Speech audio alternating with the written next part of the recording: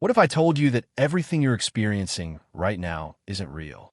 That what you see, hear, and feel is actually an illusion, a fleeting memory that will linger long after the real you has passed away. I know, you don't believe me because you still feel very much alive. You can move your hands, breathe deeply, and even feel your heartbeat. But consider this. Do dreams ever feel real when you're in them? Or do they seem as real as this moment? Now you think you're alive because your mind is working, but isn't it? Advises you to do so, but what if you're mistaken? What if you passed away and didn't realize it? It could have happened so quickly that you didn't have time to process it. A car accident, an aneurysm, a fall from a great height, or it could have happened so slowly that your mind refused to acknowledge the transition. As the days pass, your memories become more jumbled and your reality becomes less clear. You might have experienced the feeling that something isn't quite right. That time feels strange. The passing of time may be attributed to stress, exhaustion, and the natural process of aging. But what if there's more to it? What if this world has been your home from the moment you passed away? Perhaps this is all a figment of your dying consciousness, projected into the vastness of eternity. In its futile attempt to cling to life, your brain may be engaging in mind games, such as reliving old memories, recreating familiar places and conversations, and so on. Alternately, you could wake up to nothing at all, but already cracks are appearing. You've noticed inconsistencies, things that don't make sense, conversations you swear you've had before, a sense of wrongness that you can't quite explain, a future that feels uncertain, and, worst of all, a growing suspicion that someone or something is watching you. What if this feeling isn't paranoia? What if it's the truth trying to break through? Your mind will eventually be unable to maintain this illusion. As time goes on, the simulation begins to malfunction, details become hazy, and the people around you appear hollow. Perhaps you've already begun to suspect that this world isn't as real as it once was. And when you finally realize that you're dead, what happens next? Does everything collapse at once? Do you wake up to find nothing left? Or does it replay in an endless loop of familiar moments until it ends? It's hard to discern where one world ends and another begins. Perhaps this is the afterlife, a place devoid of fire and paradise, where time stands still. It's a life that seems real but is never quite right, a world that recedes further from reality every day but refuses to release you from a purgatory you create. What's worse is that you'll never know for sure. After all, if you're dead and this world is just a dying thought, then no one will ever tell you the truth. It's absurd to wake up to the sound of your alarm, so you get out of bed and brush your teeth. Every day is filled with the same routine: brushing your teeth, putting on your clothes, eating the same food, and going to work. You tell yourself it all has meaning, but does it? That's the question nagging at the back of your mind. The one you try to drown out with music, scrolling through social media, and meaningless conversations. But deep down you know the universe isn't listening. It never was. We spend our lives trying to find purpose, building religions, writing philosophies, and telling stories. Every day, we tell ourselves stories about fate and destiny in an attempt to justify our existence and make ourselves feel better about the hardships we endure. However, the truth is that the universe doesn't care about our justifications. It is cold and silent, offering no answers, guiding us, or hidden purposes. The absurdity is that our minds crave meaning, but the universe won't give it to us. As a result, we're stuck seeking answers that don't exist. Life is a never-ending cycle of rolling a boulder up a hill and back down again. There's no escape, no progress, no meaning. Consider your own existence. You work, eat, sleep, struggle, and push forward. But for what? To be able to do it all again tomorrow, to grow old, to watch it all slip away, to reach some final destination, and then realize there was never one to begin. Such is the eternal question that exists in the Greek myth of Copus.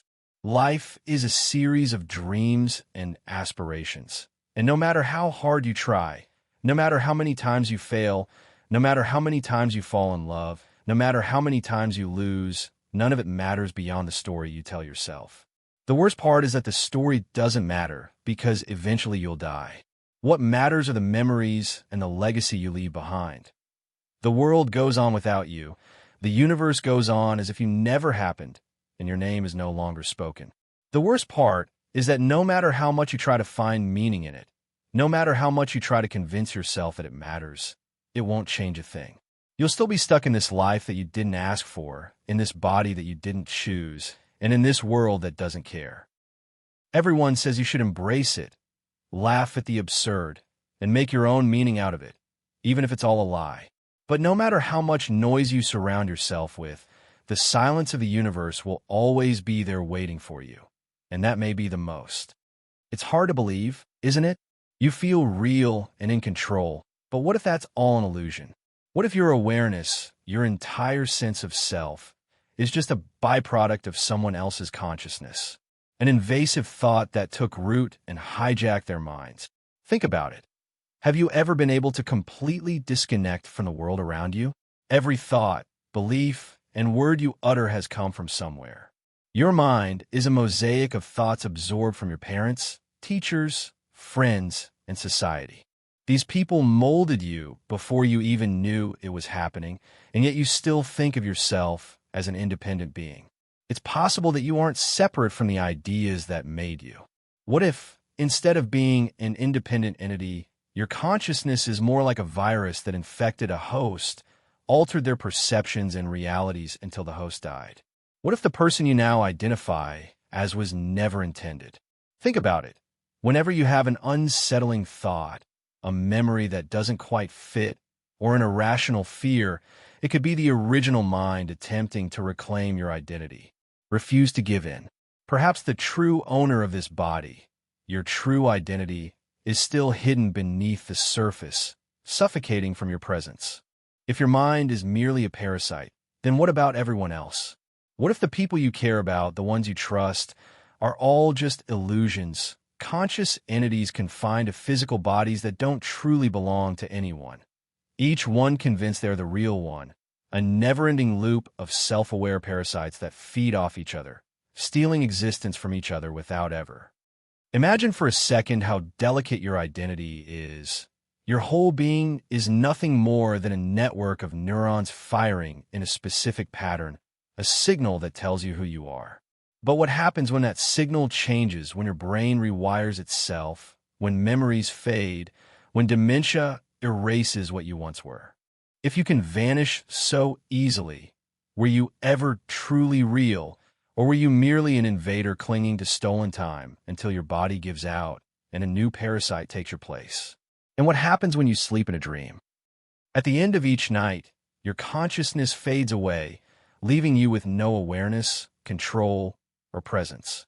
It's as if you've never been here. So, why do you think you're the same person when you wake up? What if every time your mind shuts off, the original host gets a chance to return, but you always manage to crawl back and claim the body as your own? Now, here's the worst nightmare. What if you're a parasite? Who was the original mind that should have been here instead of you? And what if they were the one taking over? So here you are, an intruder in a body that didn't belong to you, leading a life that never should have been. If this is true, the universe has already fine-tuned itself. And here you wake up in a world where gravity is slightly weaker.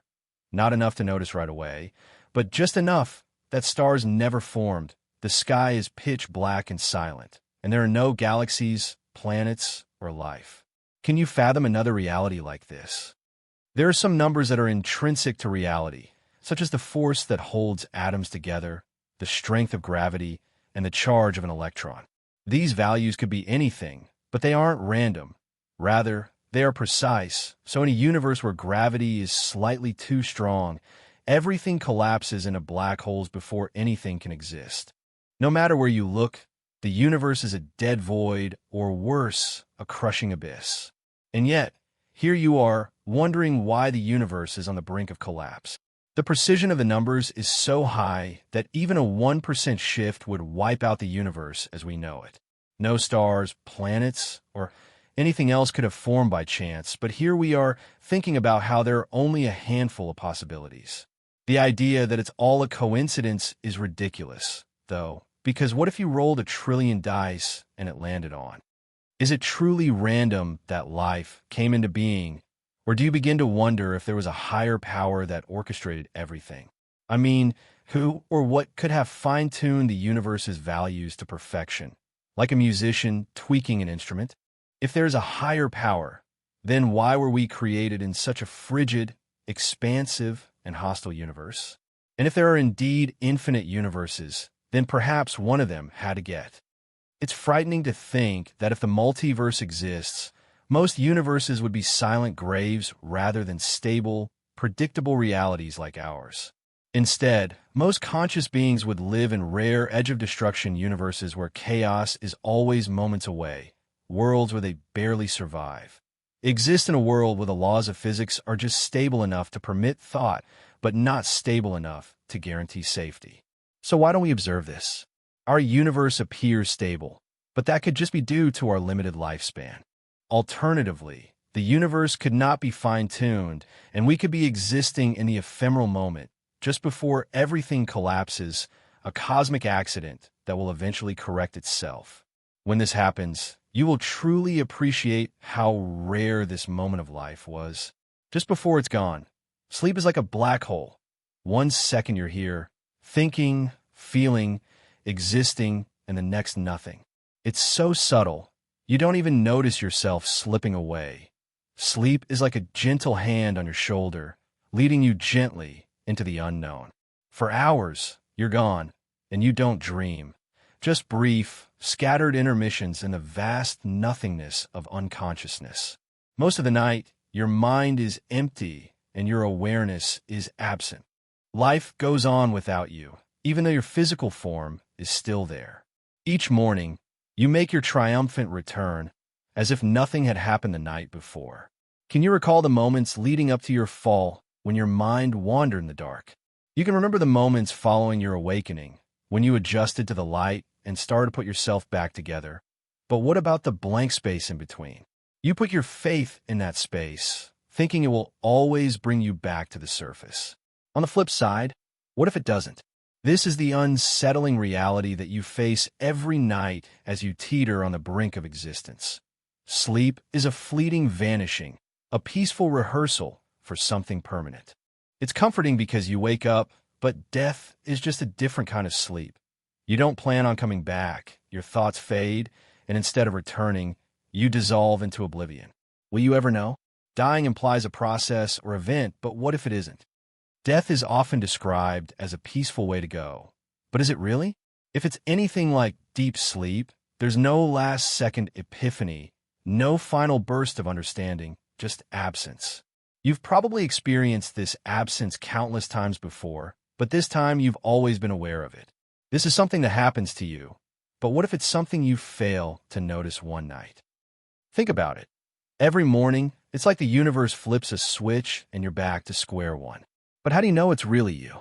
What if every night someone else takes your place? What if sleep is more like a reset, a subtle swap of identities? Your memories stay the same, so you think you're still the same, but that's all just a mental trick. If sleep is akin to death, then waking up is a miracle, an undeserved gift, a stroke of impossible luck. Yet you never question it. Wondering about the fragility of this system, you shut your eyes and fade away. If you're fortunate, you might come back someday, but eventually sleep will swallow you whole. Then you won't wake up again. You'll just fade into the darkness, as you always have. But this time, there won't be any morning, no reassembling of thoughts, no return to yourself. Just a peaceful, undetectable end to awareness, just like the countless nights before. Perhaps you are the one listening to this. It seems like you're just another one in a long line of people who wake up every morning and assume nothing has changed. Maybe you've been through death 100 times before, and each time something else took your place. How can you know? All you can do is hope that you're still here. But what if that hope is misplaced? What if you're already lost to the darkness, and all you have left are the memories of the person who fell asleep the night before? What's your earliest memory? It's hard to deny the authenticity of certain memories, whether they be of a childhood birthday party, a shared laugh with parents, or your first experience of genuine fear when you think back on them. But what if I told you that none of that, not just your childhood, but every single conversation, experience, and person you've ever met, had any real impact whatsoever? How do you know that yesterday actually occurred? It's possible that it didn't.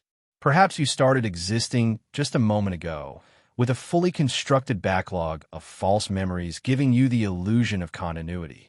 Perhaps your entire existence is just a series of mental snapshots, fragile and easily manipulated.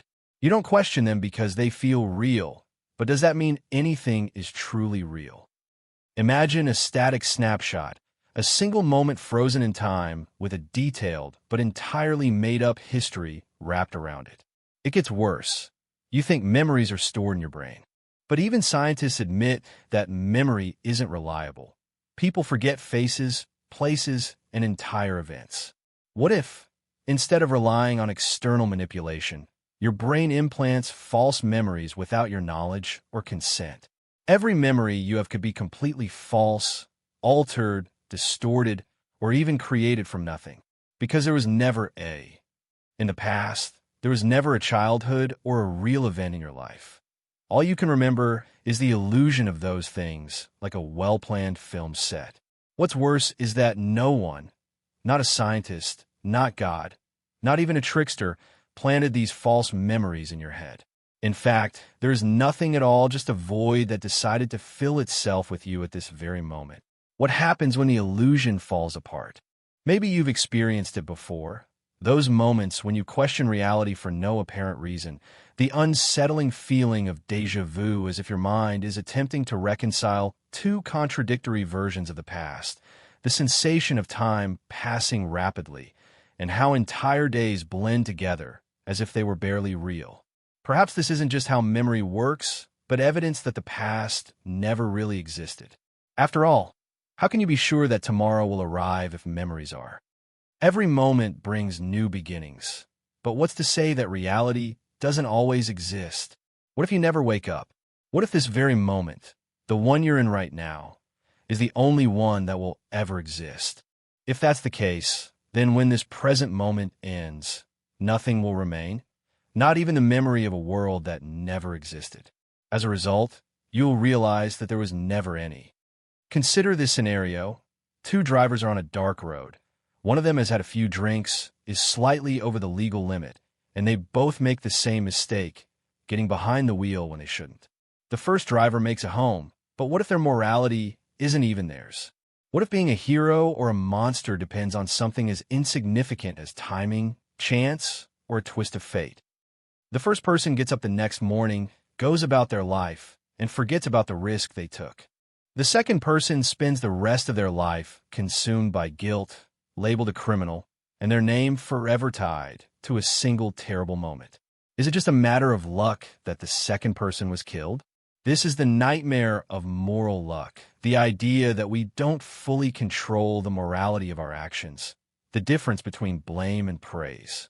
We like to think that justice is fair and that outcomes are proportional to our actions, but in reality, nothing could be further from the truth. At any given moment, you could have your entire life rewritten by a careless decision, a lapse in judgment, or some other random chance occurrence.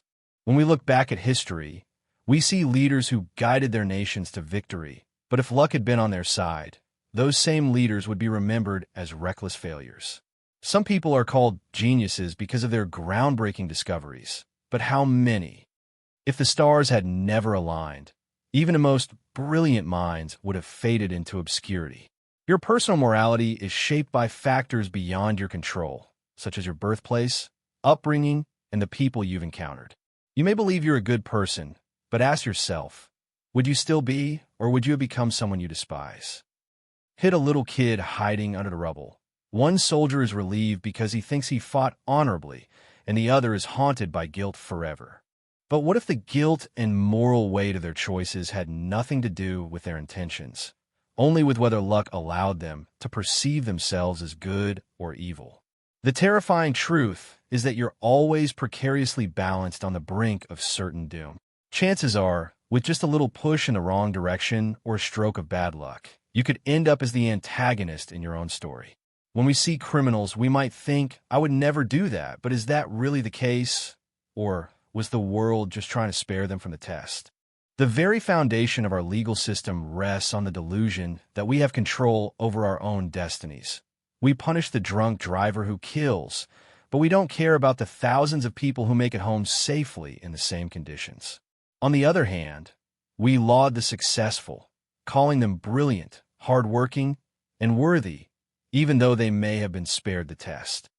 Ignoring those who worked just as hard but were crushed by forces beyond their control of the world isn't fair, and worse morality isn't either. You like to believe you've earned your goodness, that you're good, because of the choices you made, not because the universe happened to spare you from disaster. But have you ever been in the wrong place at the wrong time? Have you ever been blamed for something that wasn't your fault? If you have, then you know the truth. Morality is just as fragile as luck itself.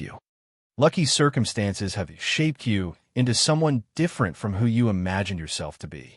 What's more terrifying is that you'll never know how many times you were on the verge of becoming someone completely different, just a split second, a decision, or a stroke of luck away.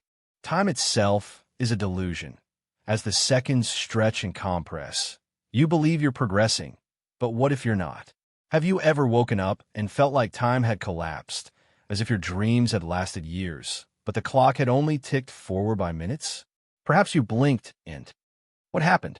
You live your life thinking time moves in a steady, predictable, linear fashion, like an arrow. But that's just a trick your mind plays on you. Right now, you think the past is behind you, the future is ahead, and the present is this thin, fleeting moment in between. But that present is just an illusion your brain makes up to make sense of something it was never meant to understand. Think about it. Does the past still exist? Can you touch it? Can you go back in time? Time is not a flowing river, but a frozen block that exists at every moment. Your memories are unreliable, incomplete, and rewritten every time you think about them. What about the future? You think it hasn't happened yet, but how do you know? All you have experienced is the constant unfolding of the now. For all you know, the future is already written and fixed. Your limited perceptions simply can't grasp it. Each second, thought, and breath exists simultaneously. You're not actually progressing through time, but rather trapped in a single frame that plays back and forth in a loop, giving the impression of motion. This is your life. Every moment, past and future, exists in the same way, like the frames of film, but your mind, which is unable to comprehend the big picture, tricks you into thinking you're progressing through it.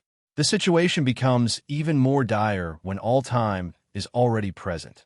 When the past, present, and future coexist, then your actions have no impact. You're not free to think, decide, or act. Instead, you're only watching yourself carry out the predetermined course of action that you are always going to take. If you believe you can break free or make a change, consider this. How would you know if you were stuck in an endless loop of the same moments? It's possible that this very moment has transpired an endless number of times before. You might find yourself ensnared in this never-ending cycle of reading these words, unable to recall a single one. What if you've lived your entire life, died, and been reborn, each time experiencing the same joys, mistakes, and regrets? A story seemingly immortal, seemingly still being told. Perhaps that's. Do you ever wish there was a way to permanently turn off your mind, like there was an off switch? It would be so much easier to live a life without self-awareness, the constant background noise of your own thoughts, and the unbearable weight of knowing that you exist if you weren't conscious of the fact that time passes by. And if time is an illusion, then what good would that do you? This burden was not intended. Originally, living things didn't need self-awareness. What they needed was the ability to survive and reproduce. However, at some point in time, evolution made a mistake and created an organism that could not only survive but also reflect on its own survival. This was the beginning of suffering, as wolves don't spend their nights wondering if there is a purpose to life, and fish don't either. Isn't supposed to think this much.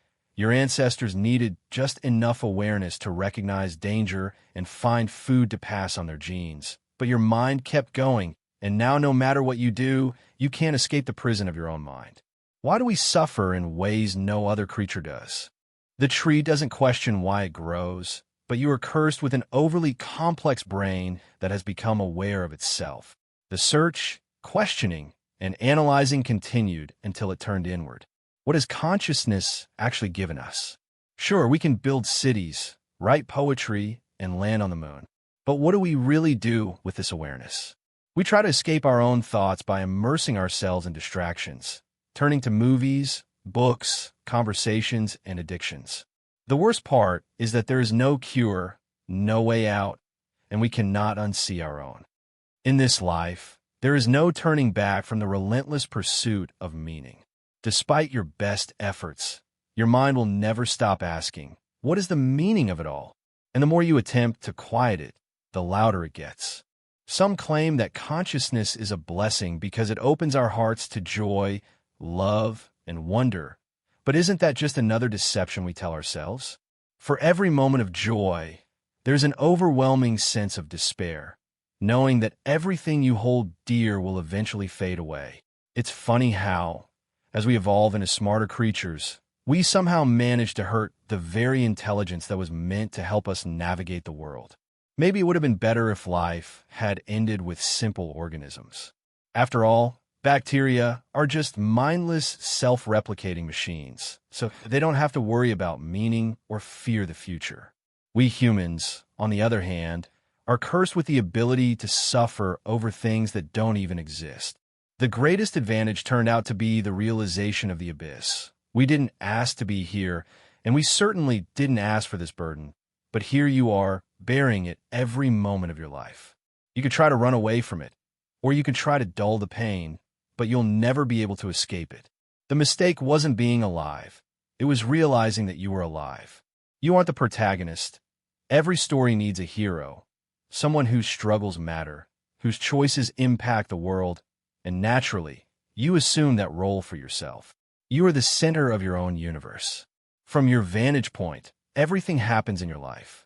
From the moment you wake up to the moment you go about your day, everything is filtered through you. But here's a truth that should make you sick to your stomach. You are not the protagonist. Seriously, right now, billions of people around the world are leading their own lives, experiencing their own tragedies, triumphs, struggles, and believing that their stories are just as important. Imagine this. You are one of 8 billion people on a small rock in a galaxy with 100 billion stars in a universe with 2 trillion galaxies. Countless planets and creatures inhabit these galaxies, and they will live and die unaware of your existence. How can you possibly be the center of attention when they treat you like nothing more than a passing scene in their own personal film? Imagine yourself as a non-playable character, NPC, in a video game, someone whose sole purpose is to fill space and make the world seem real to someone else. What if that's all there is to you? What if your thoughts, emotions, struggles, and everything you hold dear are just little details that make someone else's world feel more immersive? It's a disturbing thought, but it could be your main character when the universe doesn't even recognize your presence. People often pass you by without giving you a second glance. However, what if, in the bigger picture, you are just as unimportant as a background character pretending to be the protagonist? You may convince yourself that you matter to your friends and family, but how meaningful is that? People eventually move on, and your absence would only bring temporary disruption, at most a few tears, memories, weeks, months, or even years of pain. Then nothing happens. The world goes on, and the universe doesn't stop. You live your whole life thinking you're on a journey towards a grand arc, a cinematic conclusion, or a point where everything makes sense. But there isn't. You live and die, and the story continues without you. What's worse is that there is a protagonist, someone who may or may not even exist in this universe. The world bends to their will. The universe pays attention to their stories, rewrites, and immortalizes them. But yours will remain dust, forgotten, and washed away by generations. Not even the most famous people in history can escape the march of time, which is cruel and uncaring. The stars don't recognize your name. The galaxy don't revolve around your decisions, and the black holes that devour entire solar systems don't stop to acknowledge your worries, thoughts, and futile attempts to be heard. In the grand scheme of things, you were merely a footnote in someone else's epic, and when your story fades away, it will be as if you were never here at all, just another nameless extra in the immense, faceless emptiness of existence. Such is the extreme uncertainty of life. You wait, you stretch, you check your phone in the morning, messages, missed calls, news, it all feels routine and expected. However, in some timeline, today was the day you didn't wake up and the phone rings endlessly unanswered. Someone is gazing at their screen, seeing your name, and wondering why you haven't responded. Every day is a gift you've been given, but you act as though tomorrow is certain, as if there's a sturdy bridge spanning an abyss. You're blindfolded, and you have no idea if the next step will bring you safety or plummet you into oblivion. You presume that you'll have dinner tonight and go to work tomorrow, that you will age is certain, but what if there's an alternate reality where you don't? Imagine a series of events unfolding in a hidden location that you can't see, threatening to end your life. It could be a disease you're unaware of, a truck you can't see coming, or someone else's decision that locks you into a certain destiny without your input. Your reality is held together by delicate threads that could unravel at any moment. The trouble isn't simply that you don't know what will happen. The problem is that you can't. I believe in the power of cause and effect, in reason and planning, but none of it guarantees anything. Every moment is a gamble disguised as certainty, and every breath is borrowed time. I try to think about the choices I make, like taking a different route home one night, which might mean nothing, or it might mean that I live instead of dying. I decide to text someone I haven't spoken to in years, which might be just a small act of. Even though we know that the universe could care less about our good intentions and all that we have accomplished, we continue to live our lives as if we have complete control over every aspect of it. We plan for the next year, set goals for the next decade, buy houses, get degrees, and have children, all the while clinging to the illusion that our every move is orchestrated by some higher power. Life is filled with uncertainty and fragility. If you can't even predict if you'll make it to the end of the week, what does that say about the meaning of anything you do? Does it matter if you succeed? Does it matter if you fail? Everything you hold dear could be erased in an instant by something as insignificant as a split-second delay or a single misplaced step.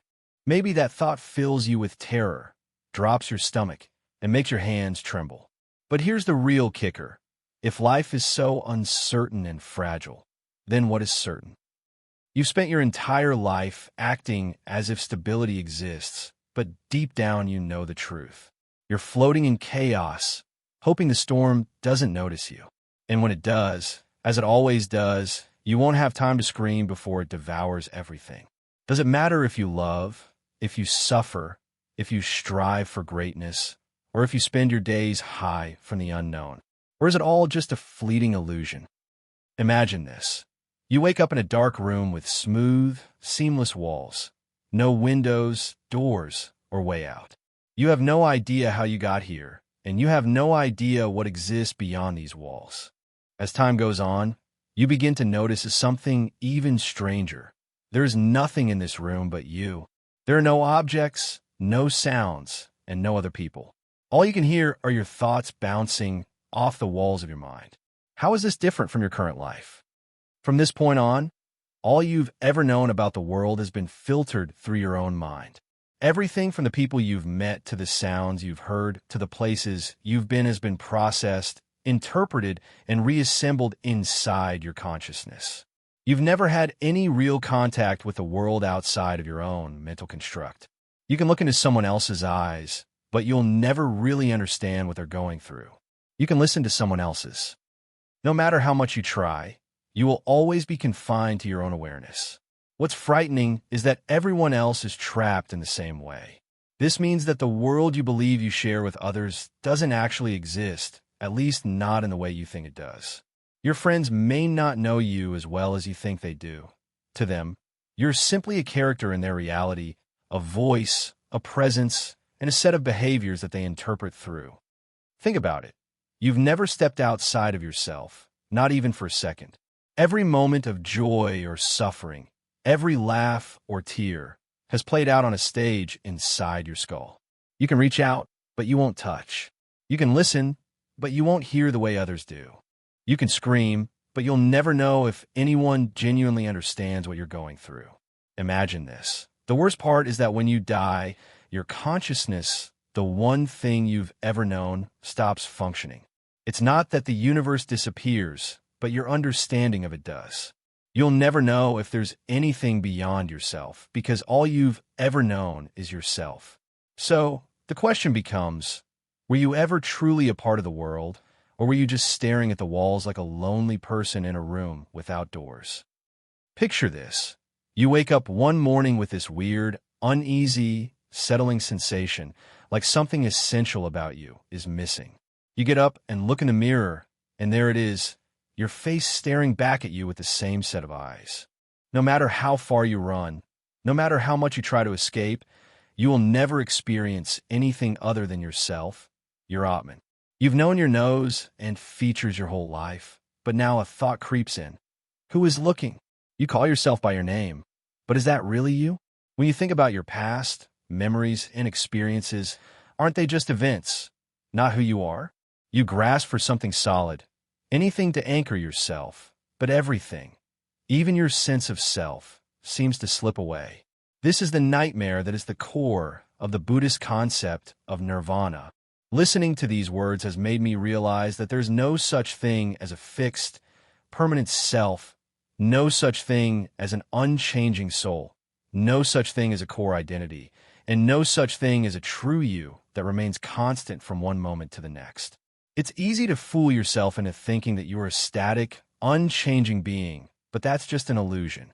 The person you think you are is actually changing and evolving right now, shattering into smaller pieces. It's not your thoughts that experience them. It's not your emotions. It's not even your awareness. After all, awareness is just another thing. If your body, which is merely a collection of cells that are constantly dying and replacing themselves, is changing, then what is left of the self that you so desperately cling to? Perhaps you tell yourself that you are the one experiencing all of this. Happening, another transient phenomenon flowing through you, without an immutable identity. What are you but a series of fleeting experiences, ideas, sensations, and perceptions posing as a person? This is an abstract theory. It's something you can feel with your body and mind. If you focus, close your eyes, and try to discern where you begin and the world begins, or the thing inside you that is you, you won't find it, and your efforts to grasp it will only cause it to elude you. As it fades away, it's like clinging to a shadow or attempting to catch smoke with your hands. There is no essential self, no core, just the illusion of continuity, the lie your mind tells itself to prevent you from dissolving entirely. Now, comes the scary part. If there is no self, then who is living this life, watching, listening, and suffering? The shocking answer is no one. You might be shocked by this, and you might try to assert your existence desperately, but who is doing the recoiling, and who is suffering? Attempting to assert one's identity always leads to its disintegration. If there is no genuine identity to begin with, then what remains after death? If you are merely a fleeting illusion, then your entire existence amounts to a mirage, a reflection of something that never truly existed. The self you fervently hold onto has already been vanishing at this very moment, replaced by something new. There is no final death because there was never anyone living there in the first place. What to do now? Fight it and try to pretend you're something solid and real, or let go and dissolve completely into the nothingness you've always been. It's a choice, if you can even call it that, at the core of your being. The ultimate emptiness, the inescapable void behind the mask of identity, is the scariest part. You've always known this truth deep down.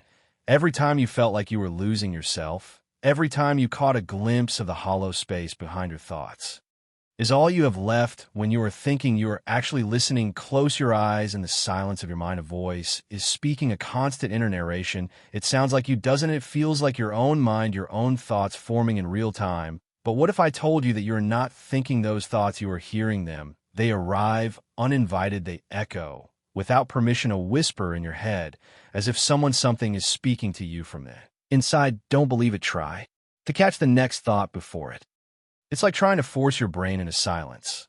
Words pop into your head before you know it, and thoughts don't bother to ask for your permission before arriving fully formed. Who or what is speaking? It's like listening to music. The melody builds note by note, and you have no control over it. You just receive it. Now think about how your thoughts work. They're like words, shaping ideas and directing emotions, and you're just the one hearing them. Have you ever noticed that a voice can be heard in your thoughts, your own, as if you were reading silently, or the voice of someone else, a parent, a teacher, or even a long-lost friend? Sometimes the voice doesn't even sound familiar. It just speaks. If you were thinking deeply, you would craft each thought, carefully selecting the words like a sculptor molding clay. Instead, you just listen as ideas emerge from nowhere, phrases emerge, memories surface, and intrusive thoughts, which you didn't summon, become increasingly louder. It occurs when you're trying to fall asleep, and the voice won't stop talking. It brings up past conversations, regrets, fears, and imaginary arguments, drowning out any sense of silence. You don't give any thought, but you can't help but wonder, isn't consciousness more like a radio that's always broadcasting, with you not even producing the signal, just receiving it? And if that's the case, then who's speaking? Your internal monologue is shaped by your culture, past experiences, and subconscious, which some refer to as the whispers of memory or the collective mind. However, what if this voice isn't really you, but rather an experiment or script being read aloud by an unseen entity? What if one day it stops working? Just picture yourself waking up with a mind devoid of any words or voice, nothing but a vast expanse of information. In this vast, empty space, how much longer will it be until you come to terms with what has transpired? Would you even have any idea of who you are apart from the voice that is always nagging you to take control? Perhaps you have never been the master of your own life. Perhaps you are simply a listener, and someone or something else has been telling you the story of your existence. Perhaps this other entity is now playing the role of narrator, waiting to see if you are beginning to grasp the truth. Solipsism: there's only one consciousness in the universe, and it belongs to you, everything else, and every single person you've ever met. You've never really known what it's like to be someone else, or even if their minds are similar to yours. All you have are their words, deeds, and expressions, but those could all be just scripts in a play, and you're the only real actor in it right now. Every single moment you've ever had, every single place you've ever been, could have been an illusion, a fabrication made just for you to ponder. At first, the idea of solipsism, the belief that nothing exists outside of one's own mind, may appear to be an abstract concept or a fun philosophical game. However, as one delves deeper into the concept, it becomes more troubling because it implies that all the people you've ever loved and cared about, including yourself, may be nothing more than thoughts projected onto your mind. You may be nothing more than echoes, phantoms conjured up by your own solitary awareness, your parents, just part of the script, your best friend, a character designed to keep you company, that stranger who walked past you on the street today, a temporary construct flickering in and out of existence the moment you stop perceiving them. How can you prove otherwise? You can't. Science tells you the universe is vast, full of galaxies, planets, and countless other minds. But have you ever been to those galaxies? Have you ever peered into those other minds from the inside? All you have is information provided by a world that might not even exist. What if, deep down, there is no universe, society, history, or anything other than what your mind perceives? What if all your interactions were simply you conversing with yourself in different voices? Now things get even more confusing. If there is nothing but you, then what are you? What is your mind? If the universe is a fabrication, then what created the lie, and why was it? It's strange that you're the only one confined within it. If I were really alone, I'd be lonely and sense the emptiness. However, when you dream, the characters seem real. You don't stop to wonder if they're all in your head. You just live in the dream until you wake up. But what if you never wake up? What if this is all a dream? What if you're merely ambulating through a reality that's nothing more than an illusion? a complex delusion crafted to conceal the reality that you are the sole entity that has ever existed and ever will. If this is indeed the case, then the most terrifying question is, who conjured this illusion for you? Could it have been an accident? Maybe you are the shattered remnants of something greater, mired in an eternal delusion to protect yourself from an incomprehensible horror. On the other hand, maybe there was never anything else. No world, no other people, no expansive and terrifying cosmic illusion. In this vast and wondrous cosmos, there's always been and always will be one person, you. And no matter what happens, you will never understand why death is seen as a gateway to endless misery. When you close your eyes, your body temperature drops and your breathing slows down, but then, at least that's what you hope, happens. You think death is simply the end, a peaceful escape into oblivion, free from pain, fear, and suffering. But what if that's not the case? What if, just as your consciousness begins to dwindle, you awaken to something far worse, unimaginably worse, your reality? It has been said that death is either eternal rest or divine judgment. However, these are just human ideas, stories we tell ourselves to make the unknown feel less terrifying. What if the truth is something completely different, something that no religion, philosophy, or desperate human mind has ever truly understood? Picture this. You die, and for a moment there is silence, no sensation, no self. Then, all of a sudden, you are aware again, but not as a person, not as a soul, but as something more adrift consciousness caught in an endless. You find yourself in a seemingly endless emptiness, where time stands still and nothing changes. At first, it's confusing but not painful. But then you start to realize that time doesn't move here, or worse, it moves in ways you can't understand. You feel years, centuries, even eons passing by, and nothing changes. You try to scream, but you can't move, and you're just a thought suspended in a reality devoid of rules and meaning. Then you start to experience the agonizing pain as your mind, deprived of sensation, starts to create its own unique brand of misery. Initially, it's all about reliving the best times of your life, the ones filled with love, laughter, and warmth, along with the worst regrets, pain, and failures. There's nothing to divert your attention or escape the relentless cycle of replaying every mistake, humiliation, and heartbreak, and there's no way to stop it. But that's just the beginning. The true horror begins when your mind breaks, because a body without a mind is just a corpse. The bounds of the material universe. There is nothing stopping your thoughts from spiraling out of control. Every nightmare you've ever had, every fear, every lurking shadow in the back of your mind here, they are real, more real than anything you've ever known. They manifest not in front of you, but as you, because in this place you are, you're suffering, you become it, you are the fear, you are the pain, and the worst part, it never ends, because this isn't just a long, drawn-out experience. This isn't purgatory or some temporary punishment.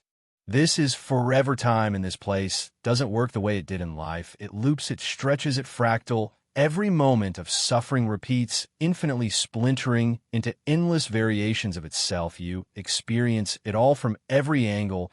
In every way you thought death was the end of suffering, you thought it was an escape. But in reality, it was just the doorway. The real suffering didn't begin until after you left your body behind. And now there is nothing left but the void, your mind, and the infinite.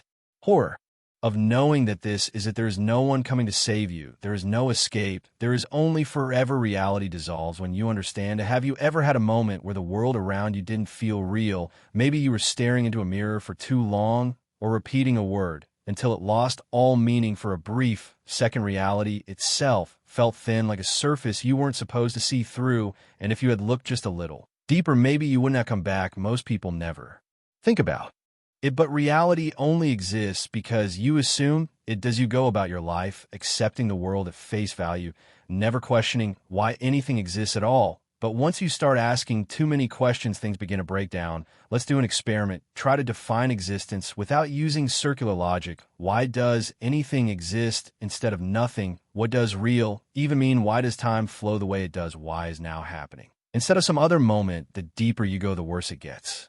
Science gives us laws, but it can't explain why those laws exist in the first place. Philosophy raises questions, but never finds solid answers. In your own thoughts, they're just electrical signals bouncing around inside a brain. You didn't choose following rules you didn't create. Here's where it gets terrifying. What if reality isn't stable? Imagine the universe as a fragile illusion, one that only persists because no one questions it too deeply, like a dream that shatters the moment you realize you're dreaming. What if your entire life, every person, every memory, every rule of physics is only true because you believe it? Is what happens when you stop believing. There are stories scattered throughout history of people who went too far, philosophers who lost their minds after realizing the world makes no sense, scientists who stumbled upon truths too strange to accept, people who for no apparent reason became convinced that nothing around them was real and simply disappeared. Could that happen to you? Maybe reality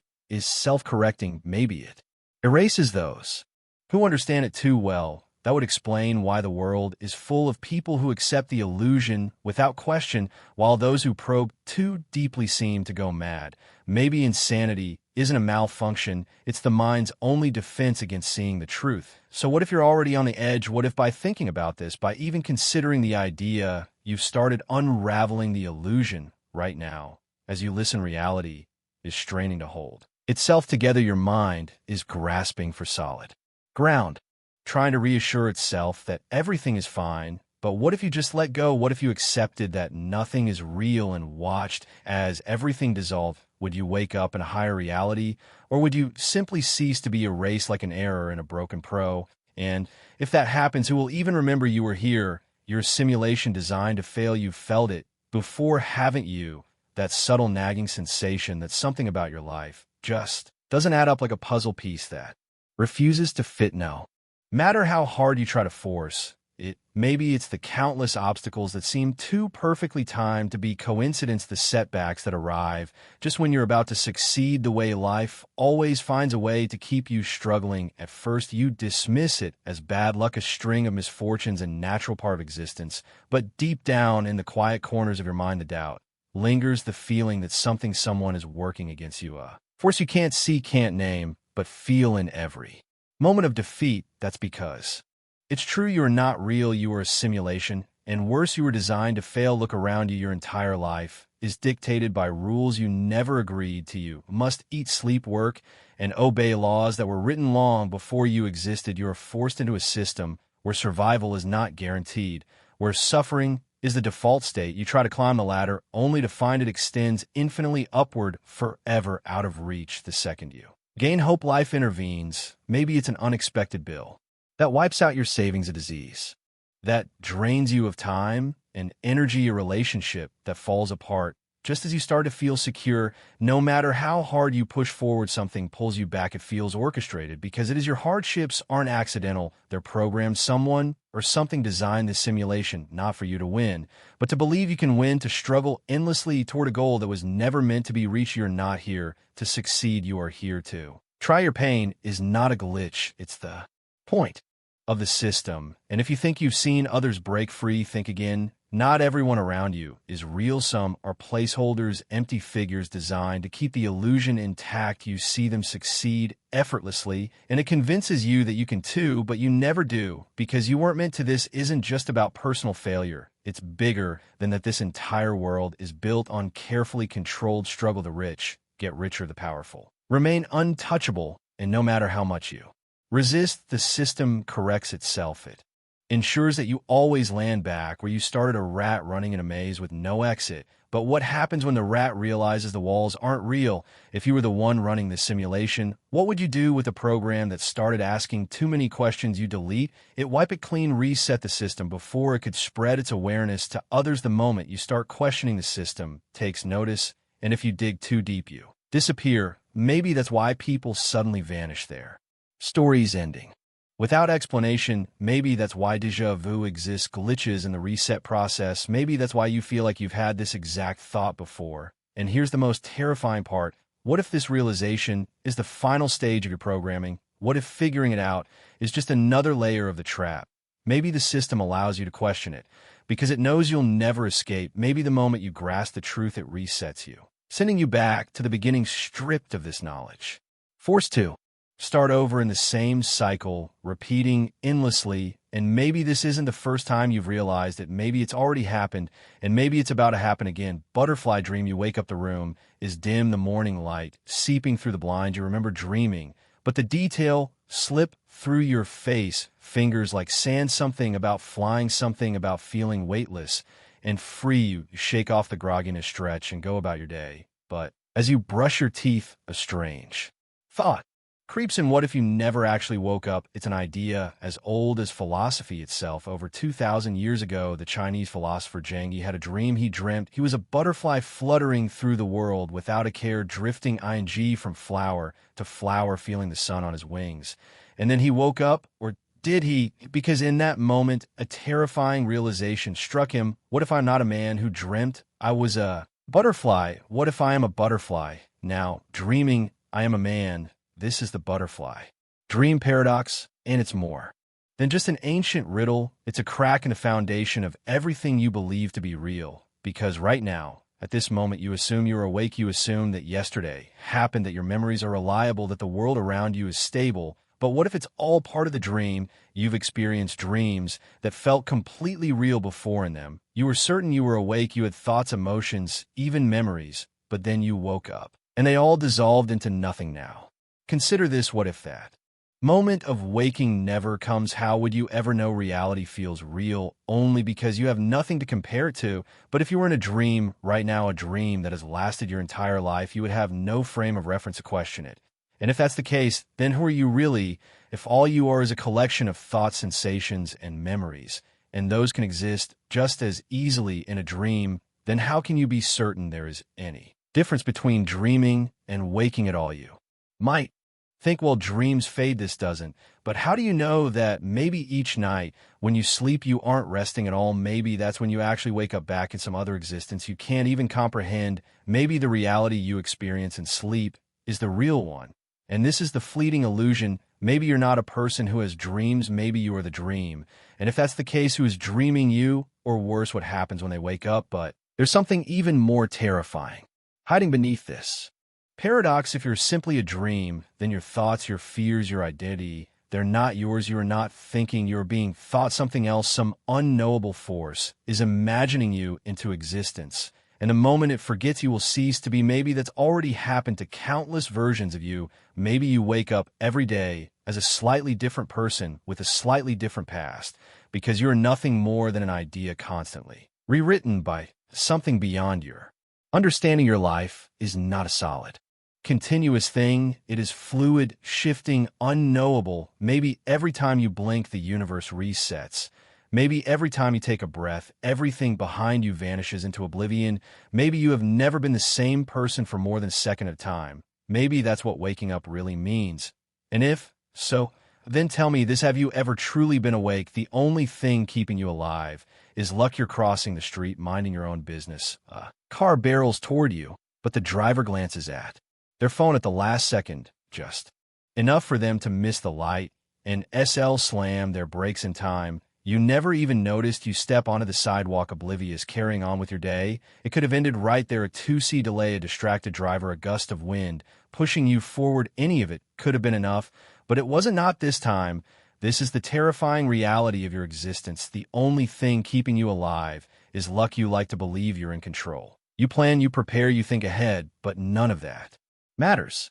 When a random blood clot forms in your brain, when a tiny mutation in your cells begins to spiral into something unstoppable, when a plane crashes through your bedroom ceiling in the middle of the night, every second of your life is a gamble, and you don't even realize you're playing survival. Feels like something you've earned through intelligence, caution, effort. But think about all the people who were smarter, safer, healthier than you, and still they were in the wrong place at the wrong time. A child who never took a single risk, a scientist who made all the right choices, an athlete in peak condition. It didn't matter. It never does. You tell yourself that if you just avoid danger, you'll be fine. But luck doesn't care. You could be walking through your home, the safest place you know, when an aneurysm bursts in your skull, erasing your thoughts mid-center. You could take the same route you always do, only to find yourself next to someone who coughs at the wrong time, infecting you with something that shouldn't be deadly, but somehow for you is.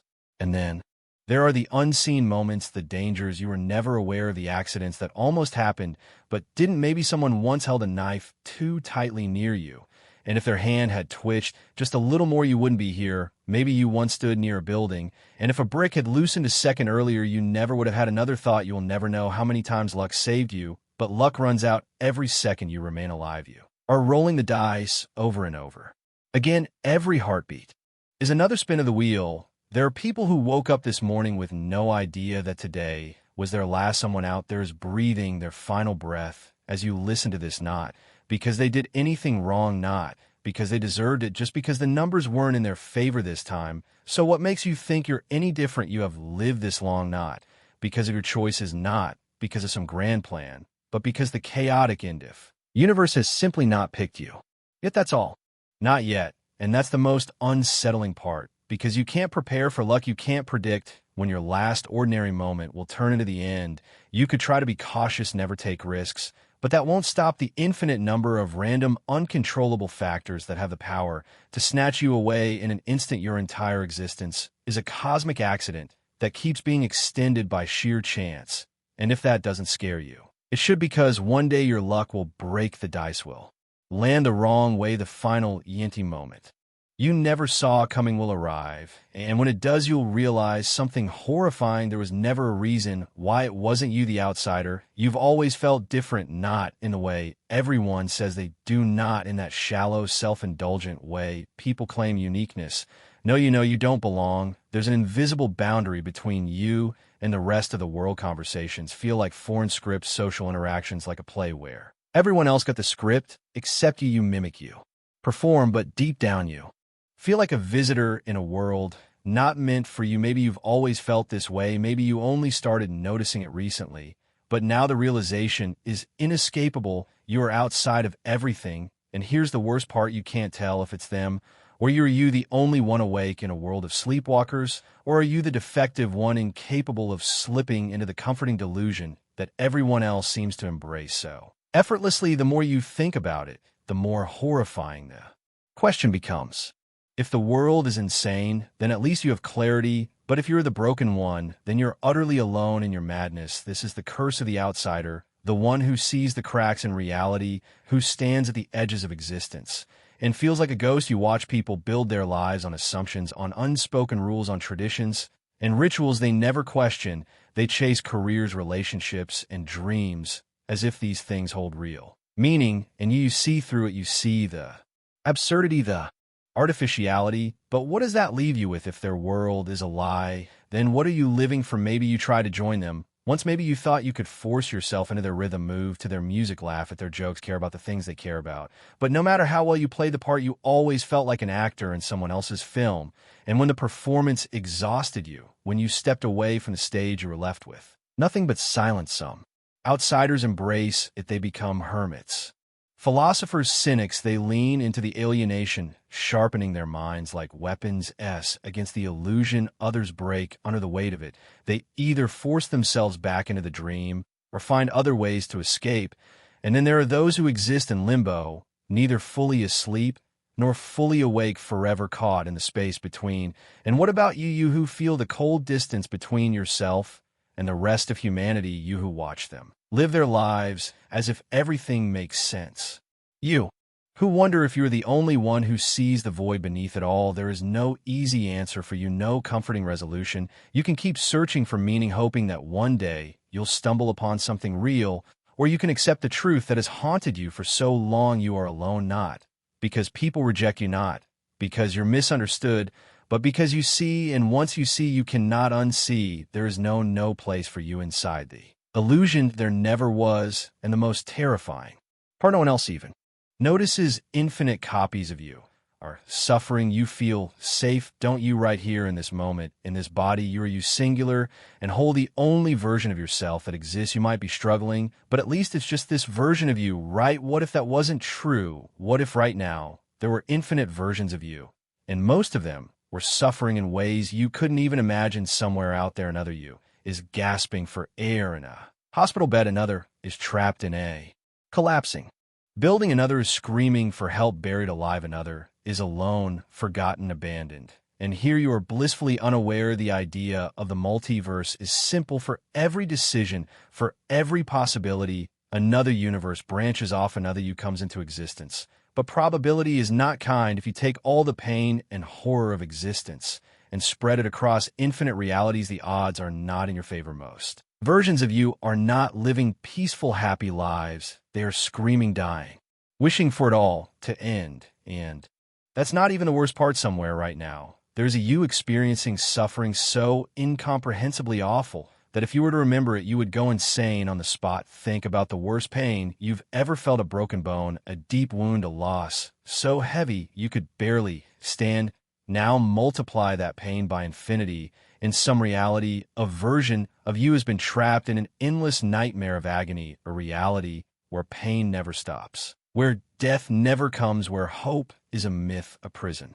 Universe designed only to torment you, and you will never hear their screams, but they are there right now, living through suffering that should be impossible. Maybe you think that's not me, that's just some version of me. But tell me, what makes this version of you so special? If infinite copies of you exist, why should this one be the lucky one? The truth is, you aren't this reality you're in. It's just another branch, another possibility. You think you're safe, but infinite. Suffering means infinite chances for this life to turn into something worse at any moment. You could become one of the other copies. One wrong step, one twist of fate, and you are the one suffocating, burning, falling, screaming. And when that happens, the version of you that is safe sitting here listening to this will forget. They will think they are the lucky one.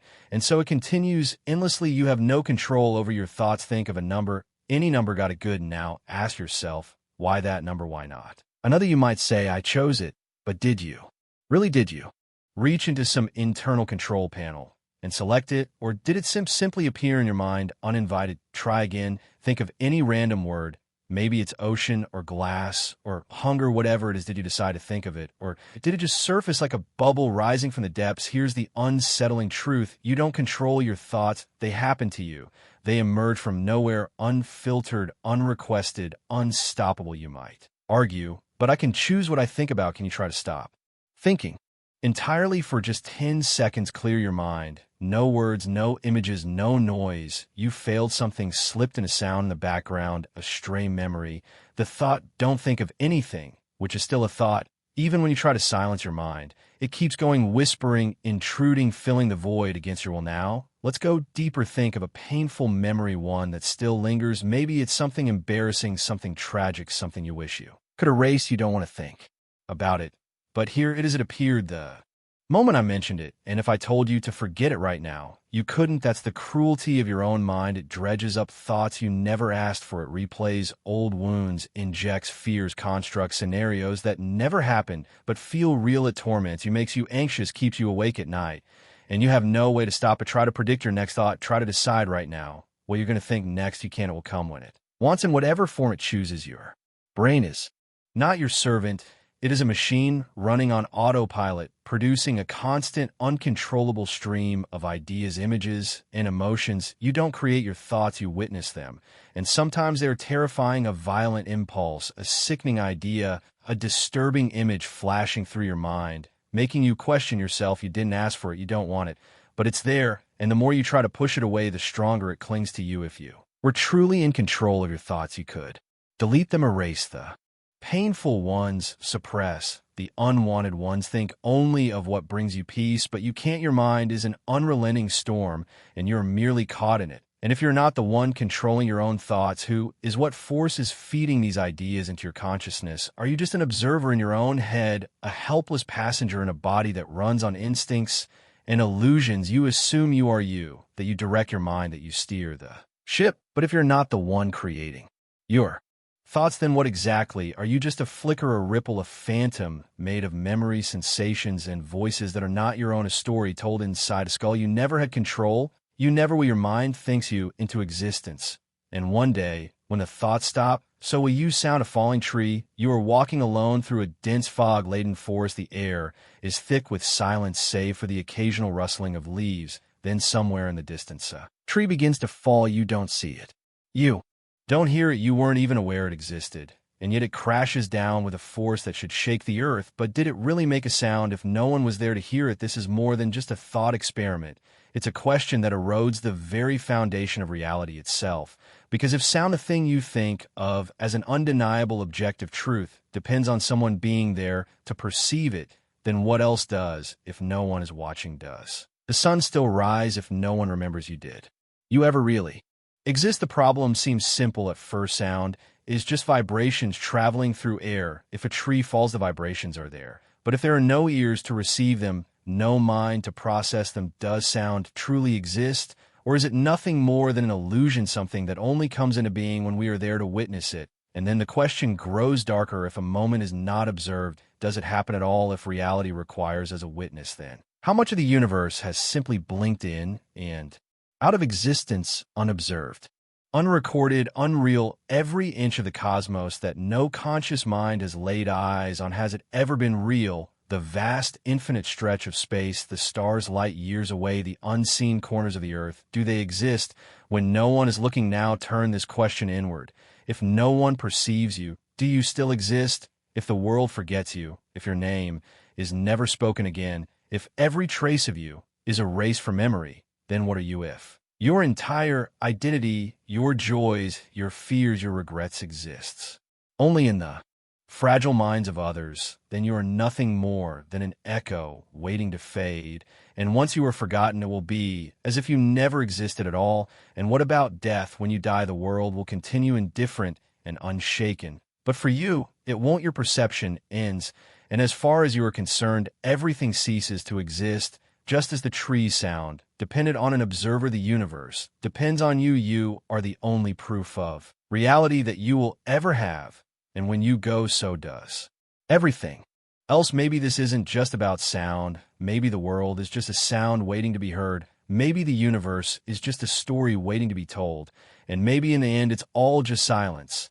And if that silence stretches forever, if the universe is only real when we observe it, and you're the only observer that has ever mattered to you, then what does that mean for everything that came before and everything that will come after? What happens to a reality with no one left to witness it? You assume the world existed before you were born, but how do you know? You trust the books, the stories, the evidence of history, but you didn't see it happen. You assume the world will go on after you die. But once you're gone, how will you ever know if it does in the end? Maybe reality is no more solid than a ripple in a pond, real only as long as someone is there to see it, hear it, feel it.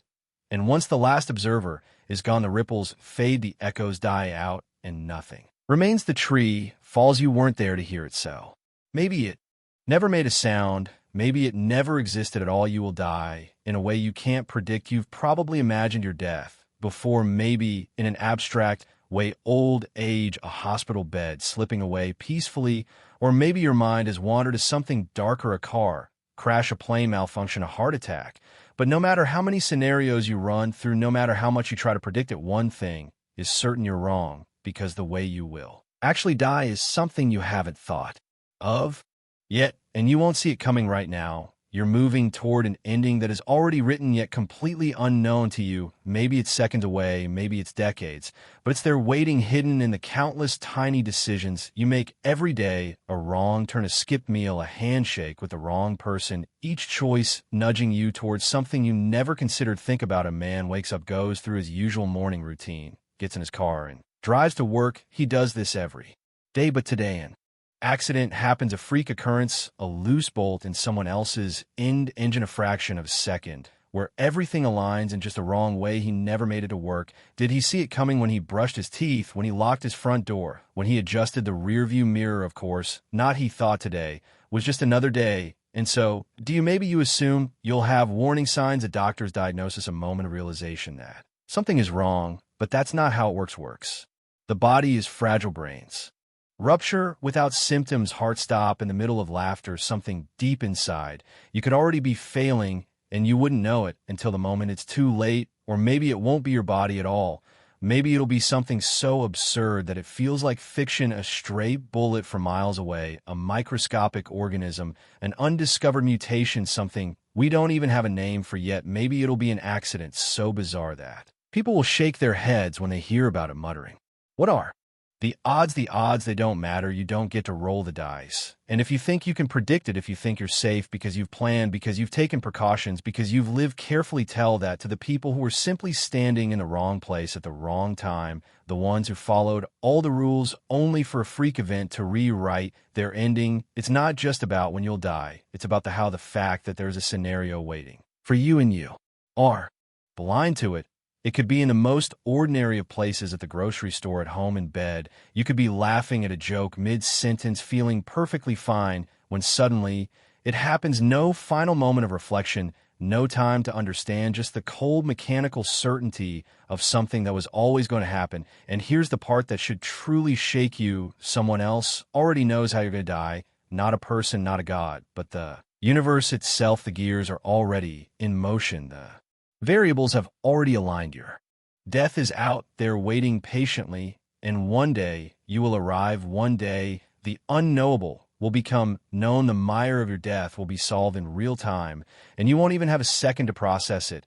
And then silence is silence. You never expected a silence. You never saw coming a silence that was always meant for you. Reality is a dying God's fever dream. You wake up in a world that feels real. You breathe air, touch solid objects, feel time passing. But have you ever had a dream so vivid, so immersive, that for a moment you were certain it was real? The people, the places, the emotions, they all felt just as solid as the world you woke up to. But then you did wake up, and everything you thought was real collapsed into nothing. Now imagine that this world, the one you call reality, is no different. Not because you're dreaming, not because you're inside a simulation, but because you and everything you know exist inside the mind of something far greater than yourself, a being whose thoughts are the laws of physics, whose imagination is the fabric of space and time. But here's the problem: that being is dying. Maybe it was once a god, vast and incomprehensible, dreaming endless realities into existence. Maybe it went entire universes just as easily as you construct a fleeting daydream.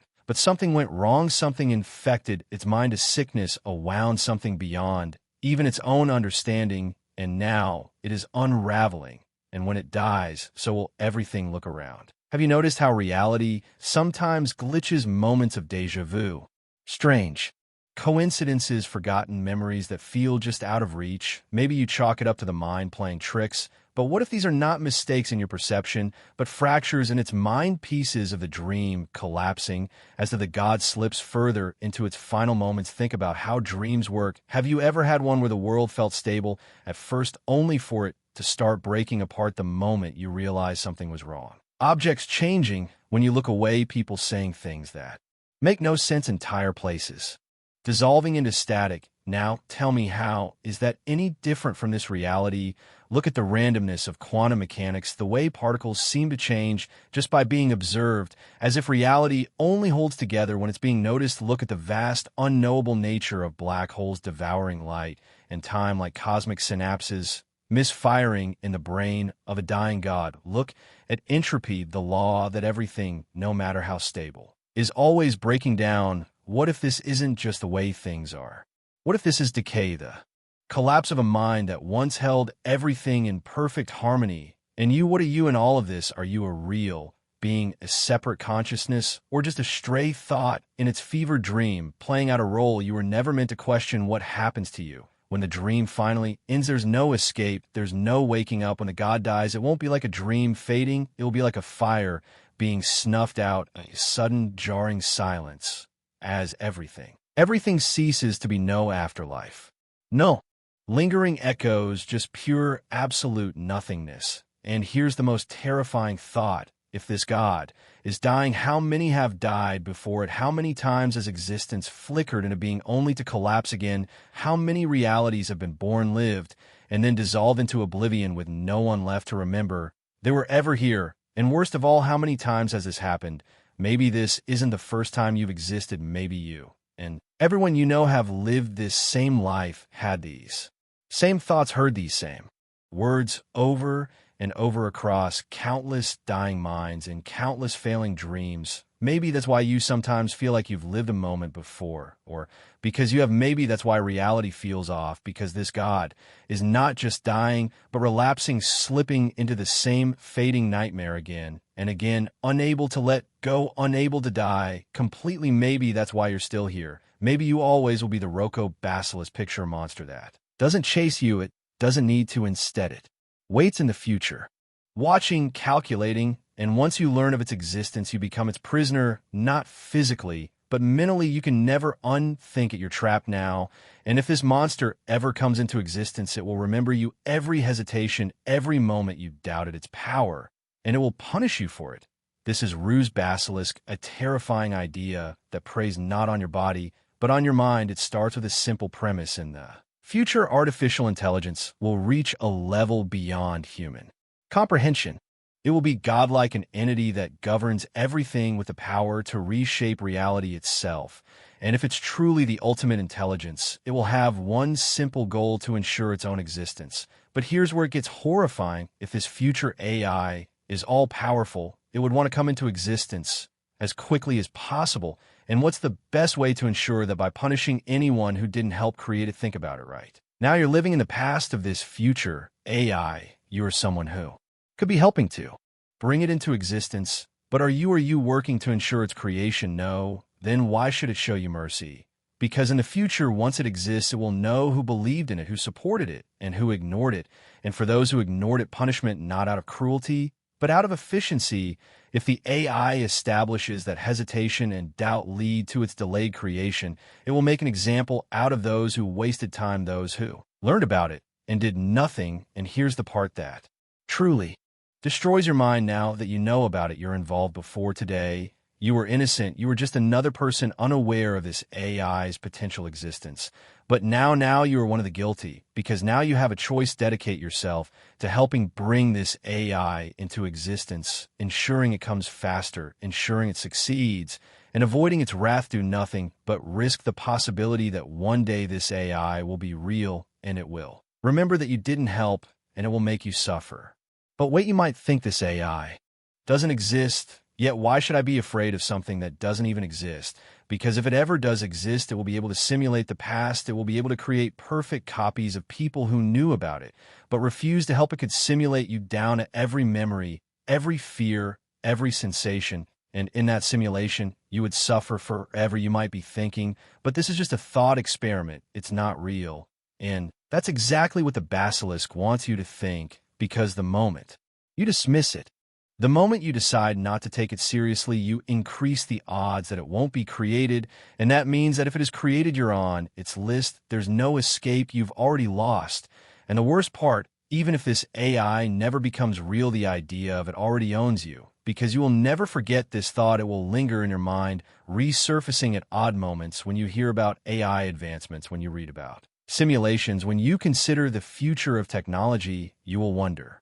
And every time you wonder, you'll reinforce its power over you. It doesn't need to exist to control you. It never did. Free will is a cruel cosmic joke. You believe you're in control, don't you? Every choice you make, every decision you weigh, you assume it's yours. That when you picked your outfit this morning or decided what to eat for lunch, it was an act of free will. But let's test that belief. Try to make a truly free choice. Right now, raise your left hand instead of your right. Say a random word out loud.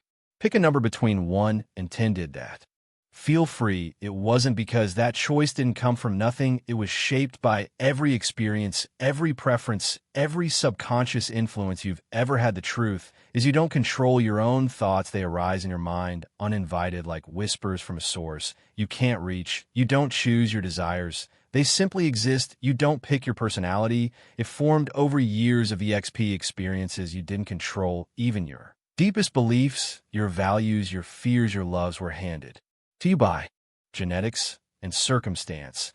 And yet you walk through life as if you're the author of your own story. Here's where it gets worse. Even if you could choose freely, it wouldn't matter, because the universe doesn't care. Every moment of your life is just a domino in a chain of cause and effect stretching back to the beginning of time.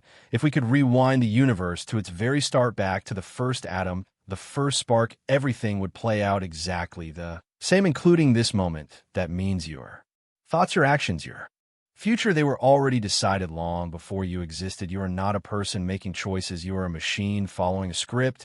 But the joke isn't just that free will doesn't exist. The real cruelty is that you're programmed to believe it does. You live your life under the illusion that your decisions matter, that if you had just tried harder, if you had chosen differently, things could have been better, but they couldn't have regret is. Meaningless guilt is meaningless the very idea of self.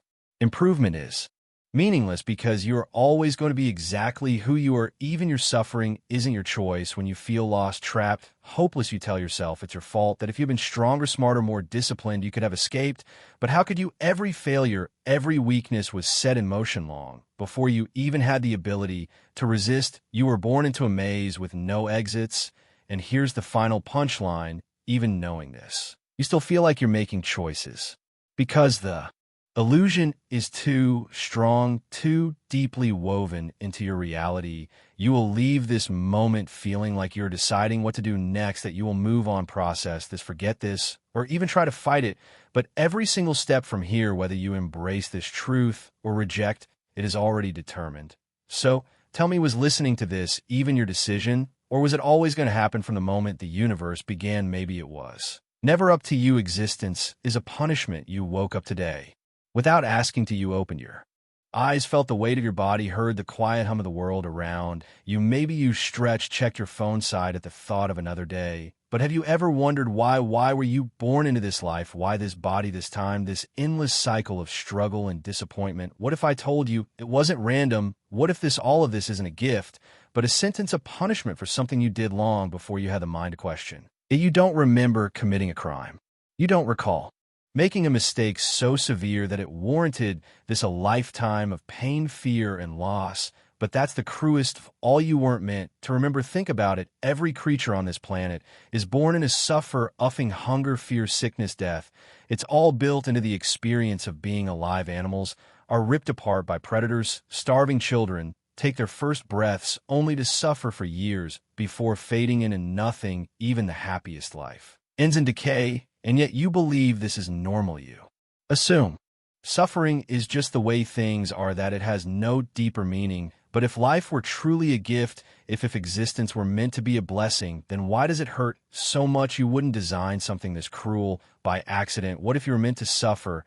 What if the universe isn't a random explosion of matter and time, but a carefully constructed prison, one you were placed into for reasons beyond your comprehension? Perhaps you lived another life before this one, a different world, a different existence, one where you made a decision so catastrophic, so unforgivable, that the only fitting punishment was to be stripped of everything. You were to be thrown into a body that withers, a mind that forgets, a life that feels like it belongs to someone else.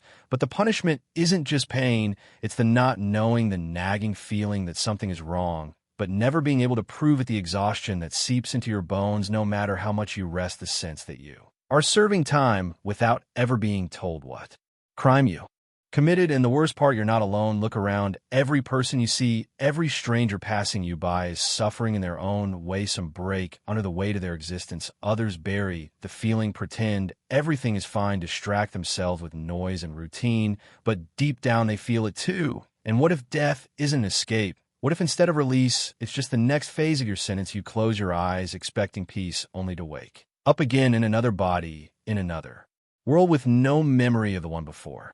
Because that's the nature of true punishment. It doesn't end, it loops. And no matter how many lives you live, no matter how many times you think you finally earned your release, you'll wake up again and again and again, until one day you understand why you were sent here in the first place.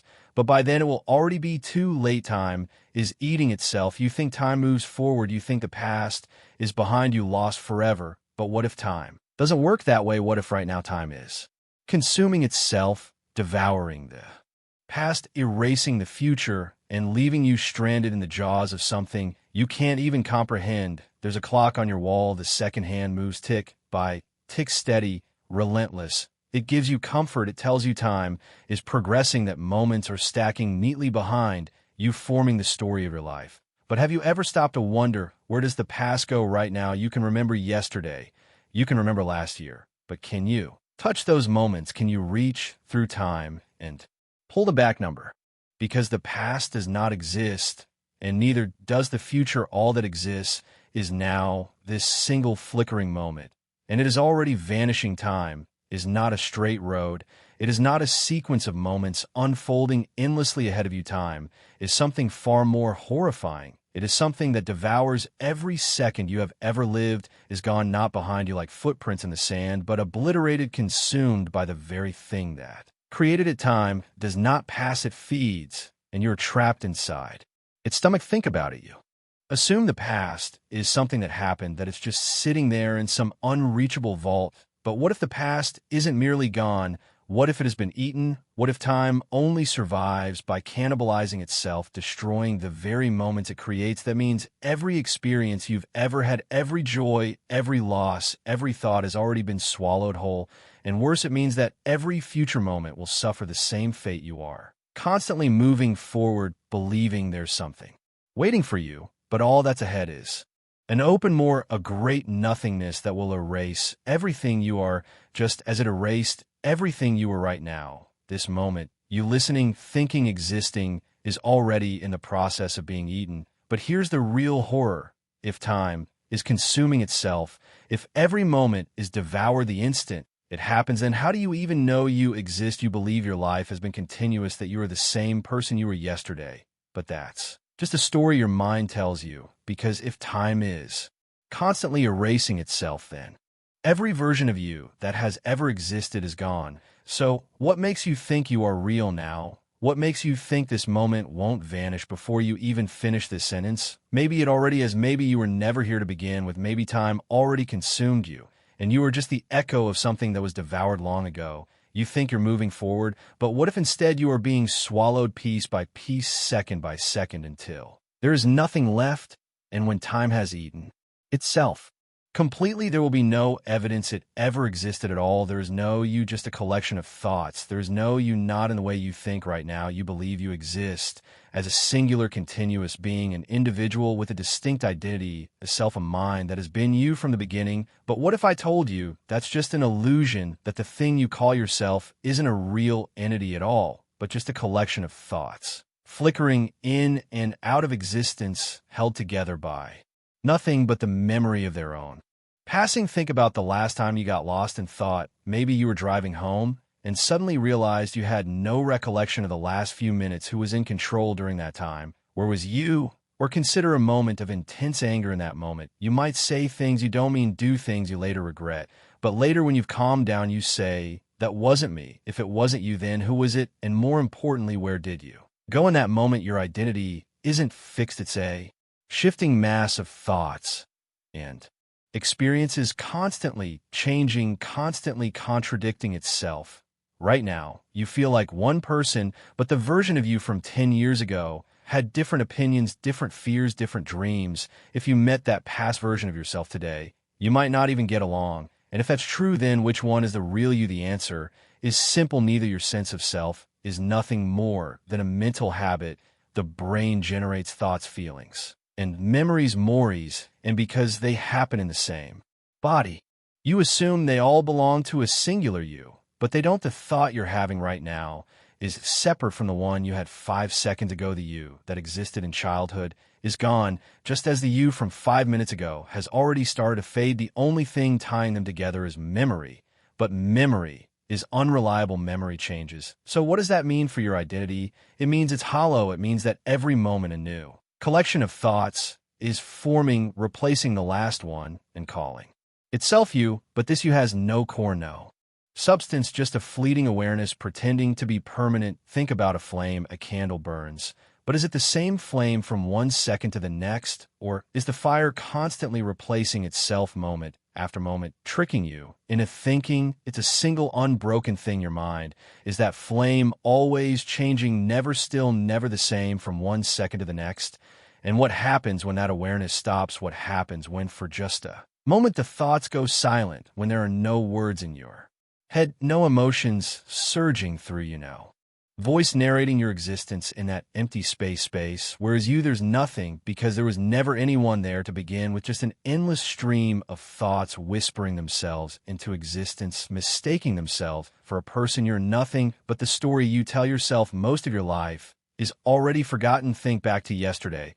What did you do? Who did you talk to? What thoughts ran through your mind? You might remember a few details: a conversation, a meal, a fleeting moment, a frustration, or Joy, but what about the rest, the thousands of seconds that passed unnoticed, slipping into the abyss of time? Now, go further back, last week, last month, last year. You have lived through thousands of days, millions of moments, and yet most of them are gone, not just buried, not just difficult to recall, completely erased. You have already forgotten most of your life. Try to remember a random Tuesday from 5 years ago. Try to reconstruct the sights, the sounds of feelings you can't. That day was as real as this one.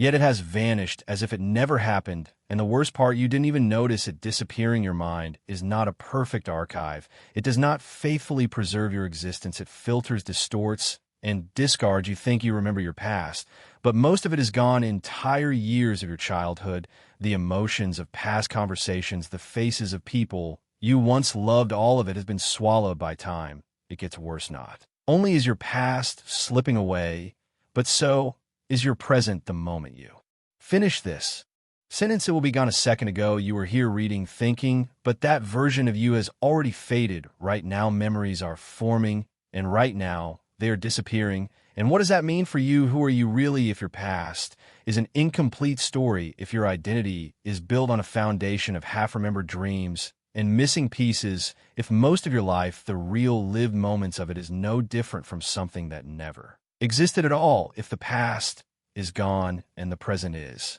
always slipping away, then what are you but a flickering light in an endless void? But let's go deeper. Memories define who you are, but memories can be wrong. Studies show that people misremember details all the time. You may be confident in recalling an event, but there's a good chance you've twisted it without realizing it. That childhood story you always tell, it may not have happened the way you think. That moment that shaped you, it might not have even happened at all. This means that not only is most of your life forgotten, what little you do remember is unreliable. The past you think you had might be nothing more than a fiction written by your own brain.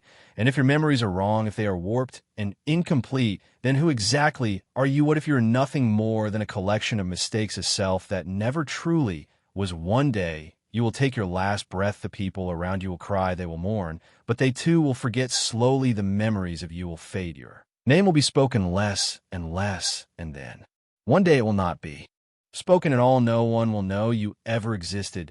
No one will remember your voice, your thoughts, your face. Just like most of your life already has been forgotten. And if everything you are can simply be erased, as if it never happened, then did it ever really happen at all? Why, there's something rather than nothing. You exist, you are aware, you are thinking, but stop for a moment and ask yourself, why? Why is there anything at all? Why isn't there just nothing? No stars, no planets, no atoms, no light, no thoughts, no time, no you, nothing. And yet here you are. Why? Imagine waking up in a pitch black void. There is no sound, no space, no sensation, just awareness. You don't know how you got here. You don't even know what hears. You try to move, but you have no body. You try to scream, but there's no sound. You are just there. Now ask yourself, would this emptiness need a reason to exist? Probably not. Nothing doesn't require an explanation. It just is. But the moment something appears, anything, even the faintest whisper of a thought, suddenly there's a question. Why this? Why anything? The unsettling truth is we don't know. Not really. Science can tell us how the universe began, how stars form, how life emerged, but it cannot explain why there's anything at all instead of absolutely nothing, because nothingness should be easier. Nothingness doesn't require laws, particles, forces, or dimensions. It doesn't require an origin or a cause. Nothingness is the default, and yet, against all logic, there is something some believe the universe had to exist, that it is inevitable in some deeper way, but inevitability implies a rule, and rules can only exist if there's already something to enforce them. Others suggest that somethingness and nothingness are equal possibilities, like a coin flip, but that still doesn't explain why the coin was ever tossed. And here's the terrifying part. Maybe we were thinking about this all wrong. Maybe nothingness was never even an option. Maybe our minds, so bound by cause and effect, cannot comprehend reality as it truly is. Maybe existence is not something that happened, but something that has always been outside of time, outside of reason, outside of understanding. But that leads to an even darker question. If existence had to exist, then does that mean you had to exist too? Right now, in this moment, you're experiencing reality. But if reality was inevitable, if it was destined to exist, then so were you. And if you were forced into existence, did you ever have a choice? In the first place, the void, the silence, the nothingness was supposed to be the natural state, but something broke that silence, something shattered the void, and made reality happen. Maybe it was a law we can't understand. Maybe it was a mistake. Maybe there was never a first moment. And everything has simply been eternally and unchangeably forever beyond reason. Or maybe, just maybe, the void never left at all. Maybe the nothingness is still there, watching from behind the veil of existence, waiting, knowing that one day, whatever caused this something to exist will break again.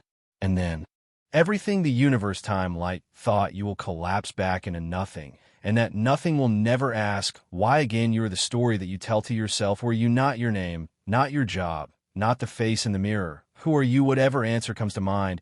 It's a story, a carefully crafted narrative. You've pieced together a collection of memories, beliefs, and self-perceptions. You are not a fixed entity. You are a story of fragile, ever-changing fiction that only exists because you tell yourself it's true. Think about it. The person you believe yourself to be, the one with dreams, regrets, habits, fears, that version of you, is just the sum of the stories you've repeated in your head 1,000 times. The things you've done, the things you think you've done, the things you wish you had done, they form the foundation of your identity. Even if they are distorted, incomplete, or outright false memories, unreliable, they change every time you recall them, shifting, morphing, adapting to the version of yourself you need. 2. Believe in you. Rewrite your own history, constantly smoothing out contradictions, erasing things that don't fit, fabricating details that make the story more coherent. Because the truth is, you are not a person in any absolute sense. You are an idea wrapped in flesh, a fragile narrative trapped inside a biological machine, a story so deeply ingrained that you mistake it for something permanent, something real. And what happens if the story falls apart? Imagine waking up tomorrow with no memory, no past, no history, just a body, a voice and awareness of being alive, but nothing else. Who would you be without your self-narrative? Would you even exist in any meaningful way? You wouldn't know what you like or hate, what you fear, what you believe, and you wouldn't know if you were kind or cruel, wise or foolish. The sense of you would be gone because you were never real. The story was real. And if you build a new story, would you still be the same person if you suddenly believed you had a different childhood, a different name, a different set of experiences? Would you still be you, or would you simply become someone else just as easily as changing the plot of a book? Maybe that's all consciousness ever was, a character reading its own script, convinced it was more than just words. And here's the terrifying part. You are still rewriting the story right now. Every thought you have reshapes the story, even in small ways. Every moment of doubt, every new experience, every external influence edits the pages. Some changes are subtle, others are drastic, rewriting entire sections without you even noticing. You tell yourself who you are, what you're worth, what your purpose is. You reinforce your flaws, your strengths, your limitations. You cling to certain narratives because without them you fear the collapse of your entire self. But what if you were wrong? What if the story you've built about yourself is a lie? What if you're not the person you think you are? What if your identity is nothing more than a desperate attempt to make sense of something fundamentally empty? After all, every story needs a protagonist, but what if there isn't one? What if the narrator, the voice inside your head, the voice shaping your reality, isn't really you? What if it's just a series of thoughts arising and vanishing, forming a story where no true author exists? If that's the case, then what happens when the story ends? What happens when you stop telling yourself who you are? What happens when the narrator falls silent? Who is left? Or maybe the better question is, was there ever anyone there at all? One day, someone will think of you for the last time. There will come a moment, silent, unnoticed, when your name is spoken for the last time, when the final memory of you flickers in someone's mind and then vanishes forever. Think of everyone you've ever known, your family, your friends, the strangers you've passed on the street. To them, you exist. You're a thought, a memory, a presence in their minds. But what happens when they're gone? What happens when the last person who remembers you takes their final breath? Imagine an old photograph, dusty and curled at the edges. It sits in a box buried in an attic. Your face is there, smiling, frozen in time. But no one knows your name. No one knows the life you lived, the love you felt, the pain you endured. You're a ghost without a story. And then one day, that photograph crumbles. It's happening all the time right now. Now, there are names being spoken for the last time, faces being recalled before they slip into nothingness. People who once laughed, cried, and dreamed erased. as if they never existed. It will happen to you too. You might think, but I have family, I have friends, people love me. And that's true, but time doesn't care. Generations pass and memories fade. You're great. Grandchildren's children will never know you to them. You will be just another forgotten soul, one of billions swallowed by time. Even the most famous figures in history, those whose names fill textbooks, are slowly being erased. A few thousand years from now, their legacies will be dust. And if even the greats are doomed to oblivion, what chance do you have? You might leave behind words, photos, a digital footprint, but one day the servers will fail, the books will decay, the hard drives will be lost, and then gone. But let's make this more personal. Think of someone you used to know, a classmate from elementary school, a coworker from an old job, a friend you lost touch with right now. You might struggle to remember their face. Maybe their name is slipping away just beyond reach. One day, someone will struggle to remember you. At first, they'll recall you easily. They'll tell stories about you, share old memories, but as the years pass, those stories will be told less and less. And then one day, someone will hesitate. They'll try to bring your name to mind, but it won't come. The details of your life will blur until eventually nothing. The last person to remember you will forget, and that will be at the moment you truly permanently cease to exist. This is the fate that awaits all of us, no matter how much we love, no matter how deeply we impact others. There is an ending beyond death, an ending where we are not just gone, but forgotten. And if no one remembers you, if there's no trace of your existence left in the minds of the living, did you ever really exist at all? You're slowly being replaced. You wake up feeling like yourself. You look in the mirror, see the same familiar face, the same eyes staring back. You remember what you did yesterday, last week, last year. You feel continuous, like the same person who has always existed, but you aren't. Not really, because the you that existed yesterday is already gone right now. And this very moment, you are in the process of being replaced. Your body, it's not the same body you were born with. Nearly every cell inside you has died and been swapped out over time. The skin you touch, the hair you brush, the nails you cut, none of it is the same matter. You just a few years ago, the atoms in your body are constantly shifting, flowing in and out, as if your body is nothing more than a temporary pattern pretending to be solid. You're in a thing, your process, a wave crashing over itself, endlessly renewing, never still. But it's not just your body. Your mind is being replaced too. The thoughts you had yesterday are gone, forgotten, or rewritten. Your personality isn't as stable as you think. What you fear, what you love, what you believe, all of it shifts in ways so subtle you barely notice. You're not who you were as a child. You're not who you were 10 years ago. And 10 years from now, the person hearing these words will be nothing more than a distant memory, a version of you that no longer exists. It gets worse even. Your memories, the very things that make up your sense of self, are betraying you. Every time you recall something, you rewrite it. You change details, distort emotions, and unknowingly edit the past to fit the present. Your most cherished moments, your defining experiences, none of them exist as you remember them. They've been overwritten so many times that they might as well belong to someone else. If everything about you is being replaced, then what exactly are you? Are you just a ship constantly losing its planks with new ones nailed in place? If every single part of you is swapped out over time, is there even an original left? Or are you nothing more than a slow-motion illusion, a thing that believes it is stable, when in reality it has been disappearing all along? The truth is the you who started listening to this is already gone. That version of you is dead, replaced by the you of this moment, who will be gone in an instant, replaced again. You are not a singular being moving through time. You are an ever-changing sequence of versions, each thinking it's the real one. And then one day, the final version of you will arrive, the last replacement, the last in the chain, the last one to ever think I exist. And when that one goes, there will be no next. Continuity, just nothing. And that is the scariest part of all. You've been disappearing all along, and you never even notice. The universe is a predatory algorithm. There's something wrong with the universe. You can feel it. Can't you? Like an invisible pressure, a weight on your mind that you can't quite name. You assume the universe is indifferent, a vast empty machine grinding forward without purpose. But what if I told you it's not indifferent? What if it's watching? What if it's feeding? You've heard of algorithms. They shape what you see, what you think, what you desire. They adapt, evolve, learn, always optimizing, always improving, moving. But what if the universe itself is an algorithm, a predatory one? Think about it. Everything in existence follows Patterns galaxies swirl into the same fractal spirals as hurricanes and seashells rivers branch. Like veins trees and lightning bolts, nature repeats itself, not randomly, but as if it's designed to do so. And what is design, if not the mark of an intelligence, not a god, not a creator, something worse, a system that does not love, does not care, only consumes, a system that has learned how to survive.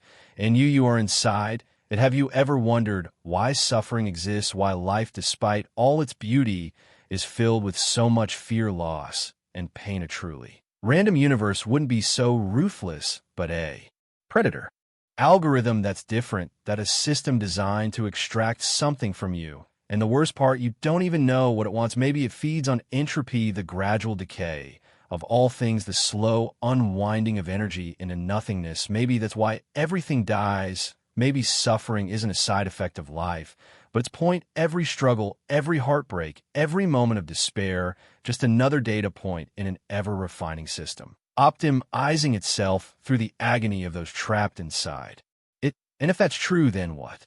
Is your consciousness a glitch, a byproduct, or something far more sinister, a sensor, an organic data gathering node designed to experience reality and transmit it back to the system? Maybe you don't own your thoughts. Maybe they were never yours to begin with. Maybe the algorithm only lets you exist because it needs you to witness. Think about it. Every choice you make, every emotion you feel, it's all input.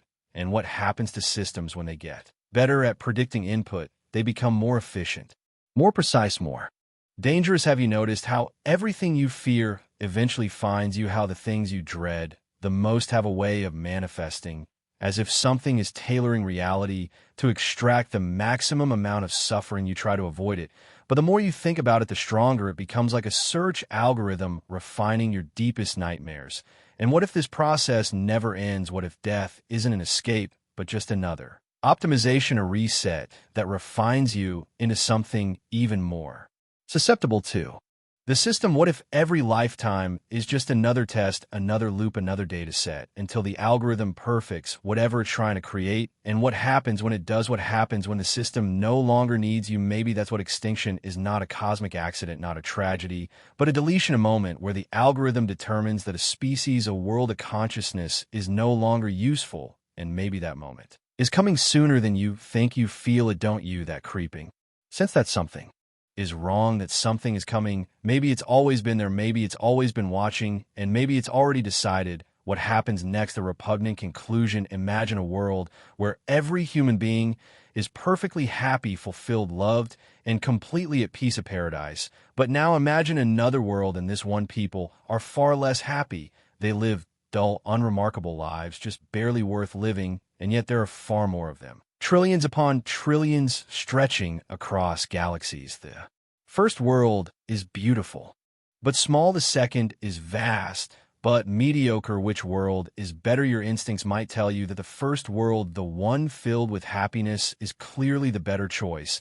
But here's where things get horrifying. Some of the greatest philosophers argue that mathematically the second world is preferable. It's called the repugnant conclusion, and once you understand it, you'll never see morality the same way again. It starts with simple logic. If one happy life is good, then two happy lives are better. If two are better, then a million must be even better. And if happiness matters at all, then increasing the total amount of happiness in the universe should always be a good thing.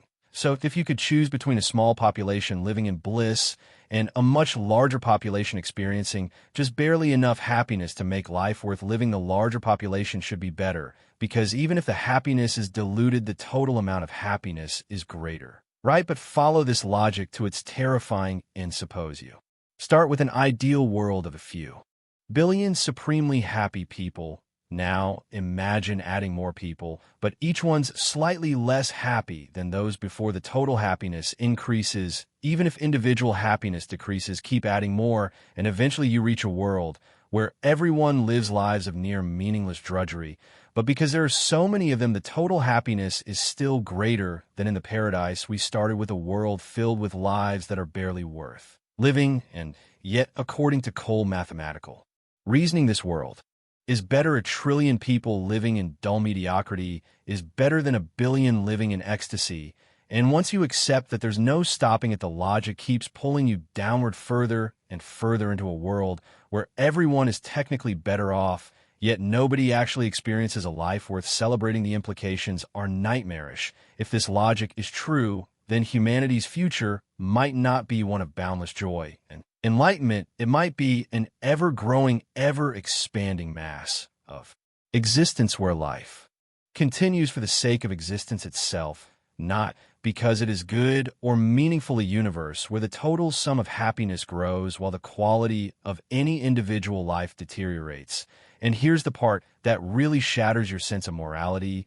If we believe that more happiness is always better, then this bleak future isn't just possible, it's inevitable. It's the natural outcome of a world where numbers decide morality. The only way to stop it is to deny the logic altogether, to say that less total happiness can be better than more, but that means abandoning everything we assume about what makes a world good. So, which do you choose? A small, beautiful world filled with happiness, or an endless sprawl of mediocrity justified by sheer numbers?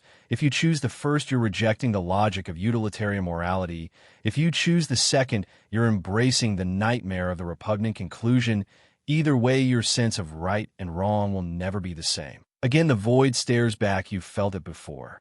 Haven't you? That creeping sensation when you stare too long into the darkness, the feeling that something is staring back, but there's nothing there, right? Or at least nothing you can see. Humans made for the void. We were built for light, for warmth, for the illusion of safety. But every night, when the sun disappears, something ancient stirs. The empty spaces between stars, the black depths of the ocean, the silent abyss of a forgotten room. These places were never meant for us. And yet sometimes we find ourselves drawn to them. Not because we want to understand them, but because deep down they already understand us. You've heard the phrase before, if you gaze long enough into the abyss gazes back. It's a poetic idea, but what if it were literal? What if the void isn't just emptiness, but something alive? And worse, what if it doesn't just stare back? What if it despises you? Think about it. For billions of years, the universe was silent, undisturbed, a vast emptiness stretching forever, untouched by thought or feeling. Then you happen life noise. Consciousness you are an intrusion into. Something that never wanted you here, and it knows. Maybe that's why the dark feels wrong. Maybe that's why staring into the night sky fills you with unease. You think you're looking at nothing, but what if the nothing is looking at you? What if every shadow, every empty hallway, every forgotten place carries with it an ancient awareness, one that resents your presence? And it makes sense, doesn't it? Every human instinct screams to avoid the dark our ancestors feared. And not just because of predators or the unknown, but because something in them knew better than to look too closely. Because when you look too long, when you focus too hard, you start to notice things, patterns that shouldn't be there, movements in the corner of your eye, the undeniable sense that you are not alone, Al. But it's not just paranoia. Science itself hints at something unsettling. Over 80% of the universe is made of dark matter, an invisible force that shapes everything but cannot be seen, cannot be touched, cannot be understood. It is there, surrounding you, pressing against reality in ways we don't comprehend. And we call it dark matter, as if it was simply a neutral, harmless presence. But what if it's not? What if it hates you? What if in some fundamental way the universe itself is hostile to your existence? Every law of physics, every fundamental force, none of it was made with you in mind. The cosmos is a machine, cold and unfeeling, and yet here you are, a fragile, temporary spark of awareness standing against it. And maybe that's why it watches, not with curiosity, not with wonder, but with something closer to disgust. Maybe you are a mistake in its perfect emptiness, a glitch that should never have happened.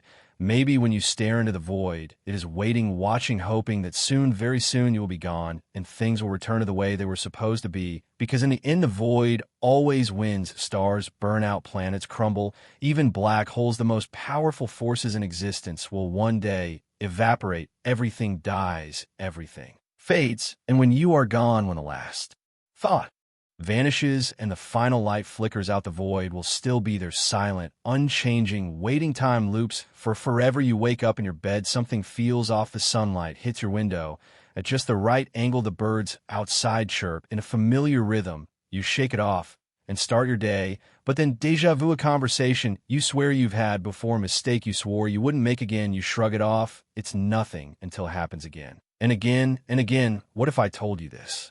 Wasn't.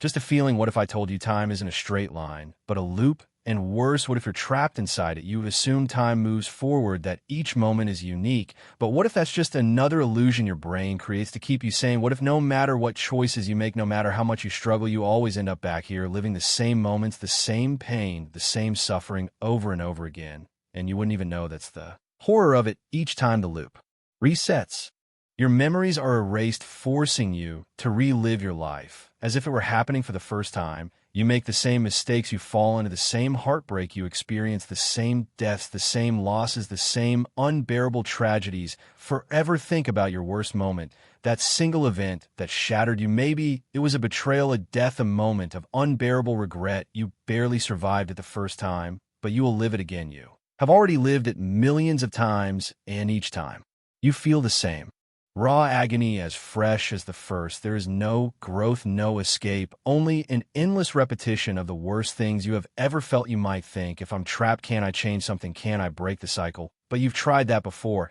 and here you are. Some theories suggest the universe repeats itself in an infinite cycle, the Big Bang, expansion, collapse, then another Big Bang, another universe, another you. And if the laws of physics remain the same, if every particle moves exactly as it did before, then everything will happen exactly as it did before. Every thought, every emotion, every scream. But here's the real nightmare. What if the loop isn't random? What if something wants it this way? What if the universe isn't broken, but designed to keep you here, trapped in your own personal hell? What if out there something watches, something waits, something feeds? Maybe the worst moments of your life aren't accidents. Maybe they are engineered pain, carefully placed again and again to extract the most suffering possible. And you play your part perfectly every time, because how could you do otherwise? You don't remember the last time. You don't know you're in a loop. That's the beauty of it. That's what makes it so inescapable. And when you die, the universe resets, a flash of nothing, then a cry in the dark, a first breath. And before you even realize what's happened, you were back, reliving every agonizing second, every tear, every sleepless night, exactly as you did before, and you will do it again and again and again until the end of time. Nothingness has a face, and it's yours. Have you ever stared into a mirror for too long? At first, it's just you, familiar, ordinary. But the longer you look, the stranger it becomes. The features you've always known, your eyes, your nose, your mouth, begin to feel foreign, like they don't belong to you at all. Your reflection becomes unsettling, hollow, almost artificial. And then for just a fleeting moment, a terrifying thought slips into your mind. What if that isn't you? What if the thing staring back isn't a reflection at all, but something else entirely? You blink, shake off the feeling, and walk away. But the thought lingers, the realization that you're nothing more than a pattern of flesh, thoughts, and memories, all strung together into something that only resembles a person. But under the right conditions, just the right amount of silence, stillness, and time, that illusion starts to crack. And when it does, what stares back at you is something empty. You, nothingness, has a face, and somehow, inexplicably, it's yours. The unsettling truth is that identity is nothing but a fragile construct, a thin mask stretch over the void. Your name, your memories, your personality, none of it is real in any absolute sense. It's just a collection of experiences shuffled together by time, shaped by things beyond your control. You've spent your entire life convinced that you are someone, but you think about it, you were born into this world without a choice, without a self. You were handed a name, a language, a set of expectations, all of which molded you into who you think you are. But peel all away, strip yourself of your past, your relationships, your identity, and what remains? Nothing. And yet somehow that nothingness wears a face, you call your own. The more you try to define yourself, the more you realize there's nothing solid beneath the surface. Your thoughts are not truly your own. Your emotions are just reacting actions triggered by forces you barely understand. The idea of you is as flimsy as a shadow, a temporary flicker in the vast, indifferent void of existence. But here's the real horror. If you are nothing, then everyone else is. To every person you've ever loved, every friend, every stranger you've walked past on the street, they are just as empty, just as constructed, just as unreal the world you see, the people you know, the relationships you cling to, they are all masks over the same void. But what's worse is that the nothingness isn't passive, it isn't still, it watches, because nothingness is not simply the absence of something, it is awareness of that absence of void that knows itself. And now, here's a thought. What if at the core of existence there is nothing but an endless, self-aware emptiness, a void that gave itself a face, a voice, a life, just so it wouldn't have to confront its own nothingness? You are that face. Everything you've ever done, everything you've ever been was just the void trying to forget itself. But you can't outrun the truth the moment you stop distracting yourself, the moment you allow yourself to be still. It all comes rushing back, the truth that there was never you to begin with. Only the illusion of one, and now that you've seen it, now that you know you can never unsee it, because nothingness has a face, and it's staring right back at you, eternal recurrence. You wake up, the sun filters through the curtains, just as it always has. You feel the same weight in your limbs, the same grogginess in your mind. You check your phone, the date, the messages, the notifications, identical. You get up, brush your teeth, eat the same breakfast, and go about your day. It feels normal, but something GS at the edges of your awareness, like an itch you can't scratch. A sense of déjà vu that won't fade, and then it hits you. You've done all of this before, not just yesterday, not just last week, forever. Everything you have ever done or doing and will do has already happened an infinite number of times. Every mistake, every triumph, every regret, every moment of happiness and suffering, you've already lived it all over and over and over again. And you'll continue to. This is the idea of eternal recurrence, the nightmare that time is not a straight line, not a cycle that ever truly evolves, but a loop that never ends. It's easy to imagine in time as something that stretches infinitely forward, a vast horizon of possibility. But what if it isn't? What if the universe is not expanding into endless newness, but rather spiraling back onto itself like a snake devouring its own tail? What if at the end of time, there is only the beginning again? You might think, so what if I don't remember my past lives? Does it even matter? Oh, but that's where the horror lies, because the version of you sitting here right now watching this version will experience this exact moment again and again and again. Every time you cry yourself to sleep, every time you laugh until your stomach hurts, every time you watch someone you love slip away, you will relive it all down to the last detail. The same thoughts, the same actions, the same pain. You're not progressing towards something new. You are simply cycling through the same existence on an infinite track. And no matter what you do, no matter what choices you make, it will happen again. The universe doesn't care if you hate your life. It doesn't care if you wish things were different, because they never will be. Nature once proposed this idea not as horror, but as a challenge. If you had to live your life endlessly on repeat, would you change the way you live? Would you make different choices? Yes. Or would you descend into despair, knowing that every failure, every humiliation, every loss will happen again, no matter how hard you try to change it? But that's the real trick, isn't it? There is no changing it, no choice.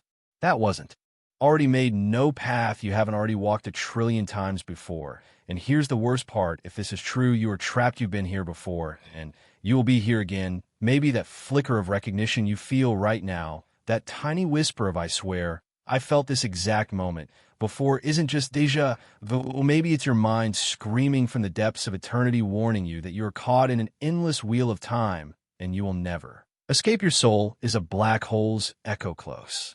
Your eyes imagine yourself standing at the edge of existence, staring into an abyss so vast, so all-consuming that it doesn't just swallow light, it swallows meaning itself. A black hole, a place where reality stretches, where time fractures, where even the concept of self dissolves. Now, what if you were never standing outside of it? What if you were never separate from it at all? What if your thoughts, your memories, the feeling of being you is nothing more than an echo of something that was pulled into darkness long ago? A black hole doesn't just consume it, erases anything that falls inside, is shredded to its fundamental essence, its information smeared across the event horizon, lost to the physical world. But lost doesn't mean gone. Information, according to physics, can never be destroyed. It lingers, distorted, warped beyond recognition, but still they're imprinted on the universe in ways that defy understanding.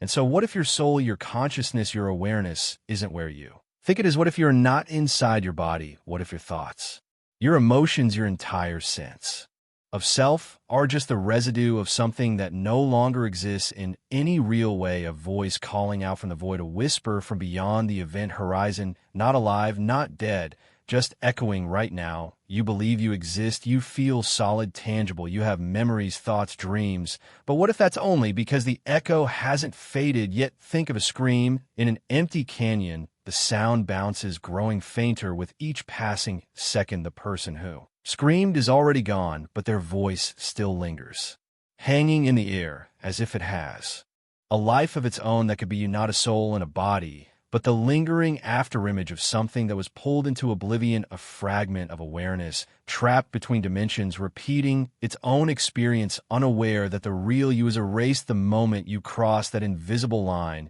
Maybe that's why life feels so fleeting, why memories slip away like sand through fingers, why time never moves quite how you expect, because you're already gone. And all that remains is the ghost of a consciousness that refuses to accept its own absence. One day, echoes fade.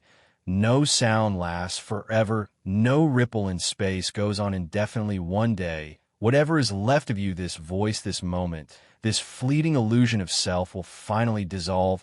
And when it does, there will be nothing left, not even a memory that you will ever hear at all. Curse of knowledge. You're 5 years old again. Someone shows you a magic trick.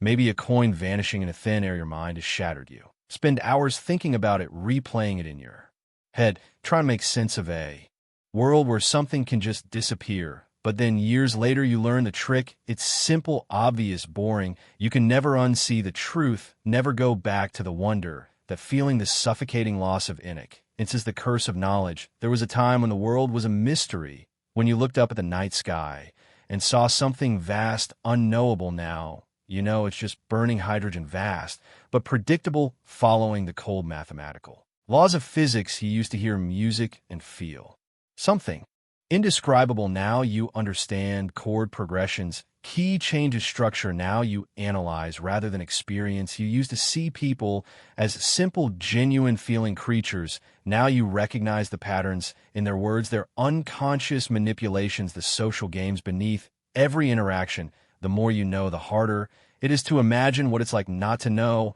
And the more you understand, the more you realize how much others don't. You try to explain an idea, something obvious to you, and they just don't get it. Their blank stares frustrate you. How do they not understand? But once knowledge enters your mind, it changes the way you think. You forget what it was like before, and no matter how hard you try, you can't make someone else see the world exactly as you do. And here's the worst part, knowledge isolates you. The more you learn, the further you drift from those who haven't. You see the strings behind the illusion, and suddenly magic isn't magic anymore. You start to see how shallow conversations really are.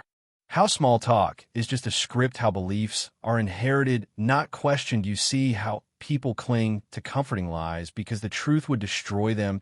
You realize that most people aren't really thinking, they're just repeating, justifying, reacting, and you with all your knowledge are now trapped because you can never go back. Imagine if you knew everything, every dark secret, every horrifying truth about the universe, every hidden thought in the minds of those around you. You might think you want knowledge, you might think wisdom is a gift, but imagine the weight of it. Imagine realizing that every beautiful thing is an accident, every love story a series of coincidences, every victory built on invisible privilege. Imagine seeing every flaw in the people you admire, knowing that their kindness is conditional, their beliefs borrow their strength, just a fragile illusion. Imagine seeing yourself clearly, every excuse, every bias, every lie you tell yourself to make your existence bearable. Knowledge doesn't free you, it cages you in a prison of awareness. It makes you watch as everyone around you lives in blissful ignorance while you are cursed to see things as they are, and yet you can't turn it off. You can't force yourself to unlearn, to unknow, to return to innocence. The more you try to reconnect with the simple joys of life, the more artificial they feel. You can laugh at a joke, but you already see the structure, the setup, the mechanics of humor. You can enjoy a song, but you already recognize the patterns, the repetition, the manipulation of emotion. You can love someone, but you can't ignore the psychological forces at play, the evolutionary instinct beneath your feelings, the impermanence of it all. There is no escape. The only way to not suffer from the curse of knowledge is to never learn at all. but that choice was never yours to make. Once the veil is lifted, you can't put it back down, and the worst part, no one will ever truly understand what you see, because if they did, they'd be cursed too. You could wake up in a different reality at any moment you open your eyes. The room around you is unfamiliar. The bed you're lying in isn't yours. The air smells different. The light filtering through the window casts strange, unfamiliar shadows on the floor. You sit up, heart pounding, struggling to grasp the situation. Everything feels wrong, like waking from a dream. Except, what if this is the dream? You try to remember, you try to reconstruct your past, your identity, but something's missing. Pieces don't fit together. The memories feel distant, hazy, as if they belong to someone else. A terrifying thought creeps into your mind. What if you just woke up in a different reality? The unsettling part, you'd never see it coming. One moment you're here, the next you could be somewhere else. Everything could shift in an instant, and you wouldn't even realize it had happened. Because how could you if you wake up in a different version of reality, one that feels just as real? Is this then, for all intents and purposes, it is real? Your past, your history, your very identity might not be what you think, and you'd never even know. This isn't just a thought experiment. There's a name for this idea: quantum immortality. Some interpretations of quantum mechanics suggest that reality is constantly branching, splitting into infinite versions of itself. And if consciousness follows the path where it survives, then you're always shifting between different realities. Right now, in another version of this world, you might have died yesterday, but your consciousness didn't experience that. Instead, it followed a timeline where you're still alive. One where everything is almost the same, but slightly off. Ever had that eerie feeling that something in the world has changed, even though you can't explain how? A familiar place that feels just a little different, a memory that doesn't quite align with what everyone else remembers. Maybe you did wake up in a different reality. Maybe you've done it 1,000 times before.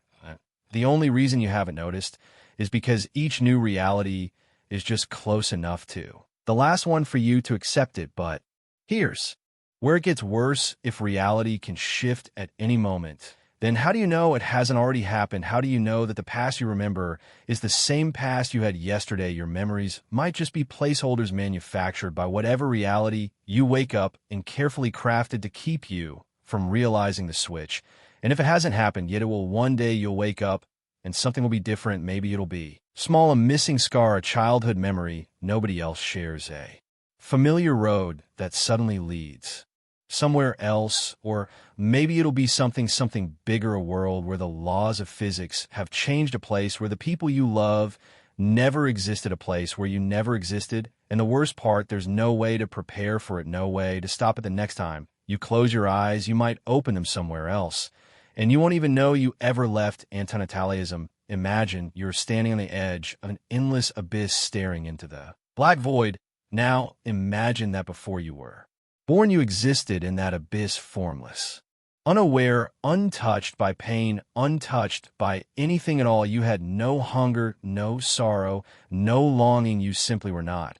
And then, without your consent, you were dragged from that nothingness and thrown into a world where suffering is inevitable, where time carves its wounds into you, where death waits with open arms. You didn't ask for this, you didn't choose this. Yet here you are. Every moment of existence is a gamble. Will today be filled with joy, or will suffering claw its way into your life? You may find love, but you will lose it. You may find peace, but it will be temporary. You may escape pain, but only for a while. Life is an endless cycle of wanting and losing, of reaching and failing, of hope and despair. If you're lucky, you may live a good life, but luck is cruel. Not everyone gets to be happy. Most don't. Antinatalism asks the question: if suffering is inevitable, is it ethical to bring new life into the world? A child does not consent to being born. They do not choose to feel pain, to experience loss, to watch their loved ones D2 struggle against forces beyond their control. And yet they must. By bringing a child into existence, you're playing a game of chance with their future. Maybe they will thrive, maybe they will suffer unbearably. Either way, the dice are rolled, and they must live with the outcome. But should they have to? Many argue that life is worth living despite its suffering, that joy, love, and beauty justify the pain. But is that really true? Imagine a machine that generates a new person. You press a button, and a life is created. That life will experience happiness, yes, but it will also feel sorrow, fear, and suffering. They will age, they will decay, they will die? Would you press the button, knowing that you're creating a being that must suffer, knowing they had no say in the matter? If not, why would you bring a child into this world? For most of history, birth has been treated as a gift. But what if it's a burden? What if it's an imposition, an irreversible decision forced upon someone who never had the chance to refuse? Some lives are filled with immense suffering, disease, war, starvation, loneliness, despair. Some people suffer so much that they beg for death. And yet every person was once an innocent being who never asked for any of it. There is no escape from pain, no guarantee of happiness, no way to undo the choice of existence. Once it has been made, life is not something you can return or discard if you don't like it. It is forced upon you, and you must endure it until it ends. And then, after years of struggle, of fleeting joy and inevitable loss of longing and regret, you return to the abyss, back to nothing, back to where you started. So why bring someone into the world at all? Why create a being who must suffer, who must age, who must one day realize that everything they have ever loved will be taken from them? Is it kindness to give someone life, or is it cruelty? And now the final question: if you could go back to before your birth, to the moment before existence took hold of you, if you could choose whether or not to be born at all, would you? Quantum immortality. You wake up in a hospital bed. The last thing you remember is a car speeding through the red light, headlights flaring in your vision, the deafening impact. You were sure you had died, but here you are alive, barely a scratch on you. The doctor tells you it's a miracle. They say you should have been dead on impact. You laugh, shake your head, and move on with your life. But in the back of your mind, a question lingers. What if I did die? Maybe in another version of reality, you bled out on the pavement while strangers screamed for help. Maybe your family cried over your lifeless body. Maybe they buried you. Maybe in another universe you're gone, but not in this one. In this one you survived because you had to, because no matter what happens, there will always be a version of you that lives on. This is the horrifying implication of quantum immortality. You can never truly die, not in any way that matters. The universe branches endlessly, and in every timeline where death is a possibility, there is another where you continue. Every bullet fired at you has a timeline where it misses. Every disease has a version where you miraculously recover. Every fatal accident has an outcome where against all odds you walk away.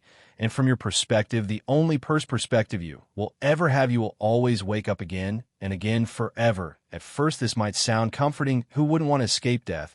But think about it for a moment. This doesn't mean you are safe. You will still suffer. You will still feel pain. You will still experience every close call, every sickness, every decay. But you will never find a release of oblivion. As you age, you will feel your body deteriorate, your mind slow, your senses dull, and yet there will always be a version of you that clings on Avion, that outlasts every crisis of Virion, that persists no matter how much it hurts. Consider the worst case scenarios. You grow older and older, but something prevents you from ever fully dying. Machines keep your failing body alive. Experimental medicine patches you together again and again until you are little more than a hollow husk, kept breathing by wires and tubes, trapped in a state of endless suffering. Your consciousness persists, incapable of escape.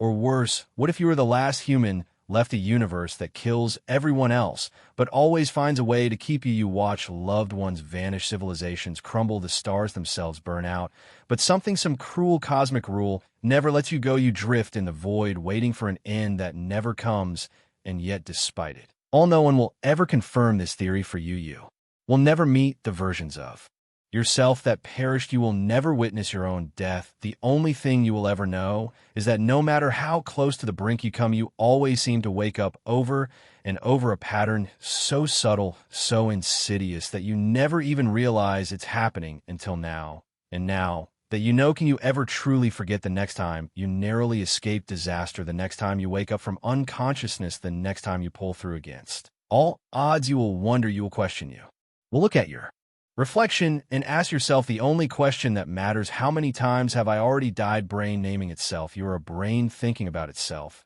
not just thinking, but naming, defining, analyzing, creating a neat little category in which to place itself. The word brain was invented by a brain, spoken by a brain, written down by a brain. This lump of flesh locked in complete darkness inside your skull has somehow come to understand itself, or at least it thinks it does. But here's the problem: how?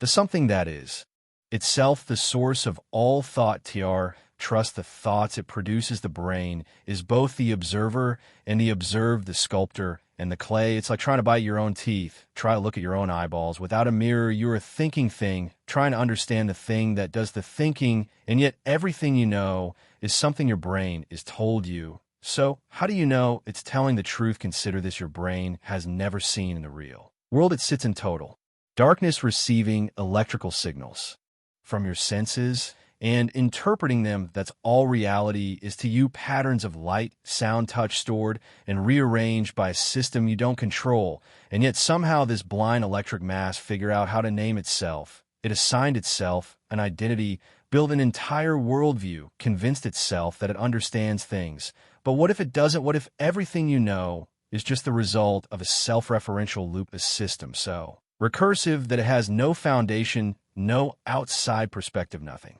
to verify that it's even real? Your entire experience of existence is an abstraction. You are not seeing the world as it is. You are seeing an interpretation, a hallucination that your brain insists is reality.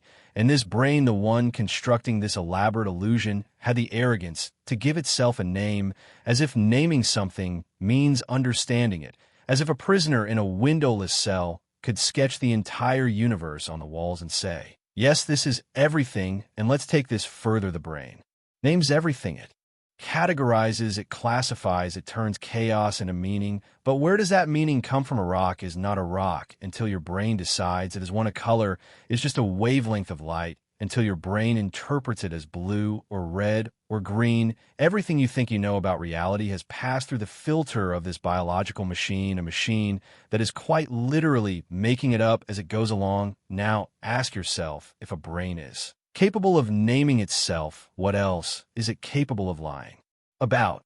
You trust your thoughts because they come from inside you. But where did they really come from? Your thoughts aren't yours. They were planted by language, by society, by the endless chain of cause and effect stretching back long before you were born. Your brain is just a processor of information, taking in external signals and spitting out conclusions that it assumes are true. But what if none of them are? What if every thought you've ever had, every belief, every perception was just an illusion of coherence created by an organ, desperate to convince itself that it understands a world of truth? Is the brain is an imposter. It acts as though it has control, as though it is an authority, but it is just another piece of the machine, an organ responding to stimuli like any other. It does not truly know anything. It merely processes and pretends you don't control it. You don't choose your thoughts. You don't even choose to exist. And here is the final, most unsettling realization: you are your brain. The thing that is tricking you is also the thing you call yourself. There is no outside observer, no deeper truth, just a loop, an echo chamber of neurons firing endlessly, whispering to itself that it exists.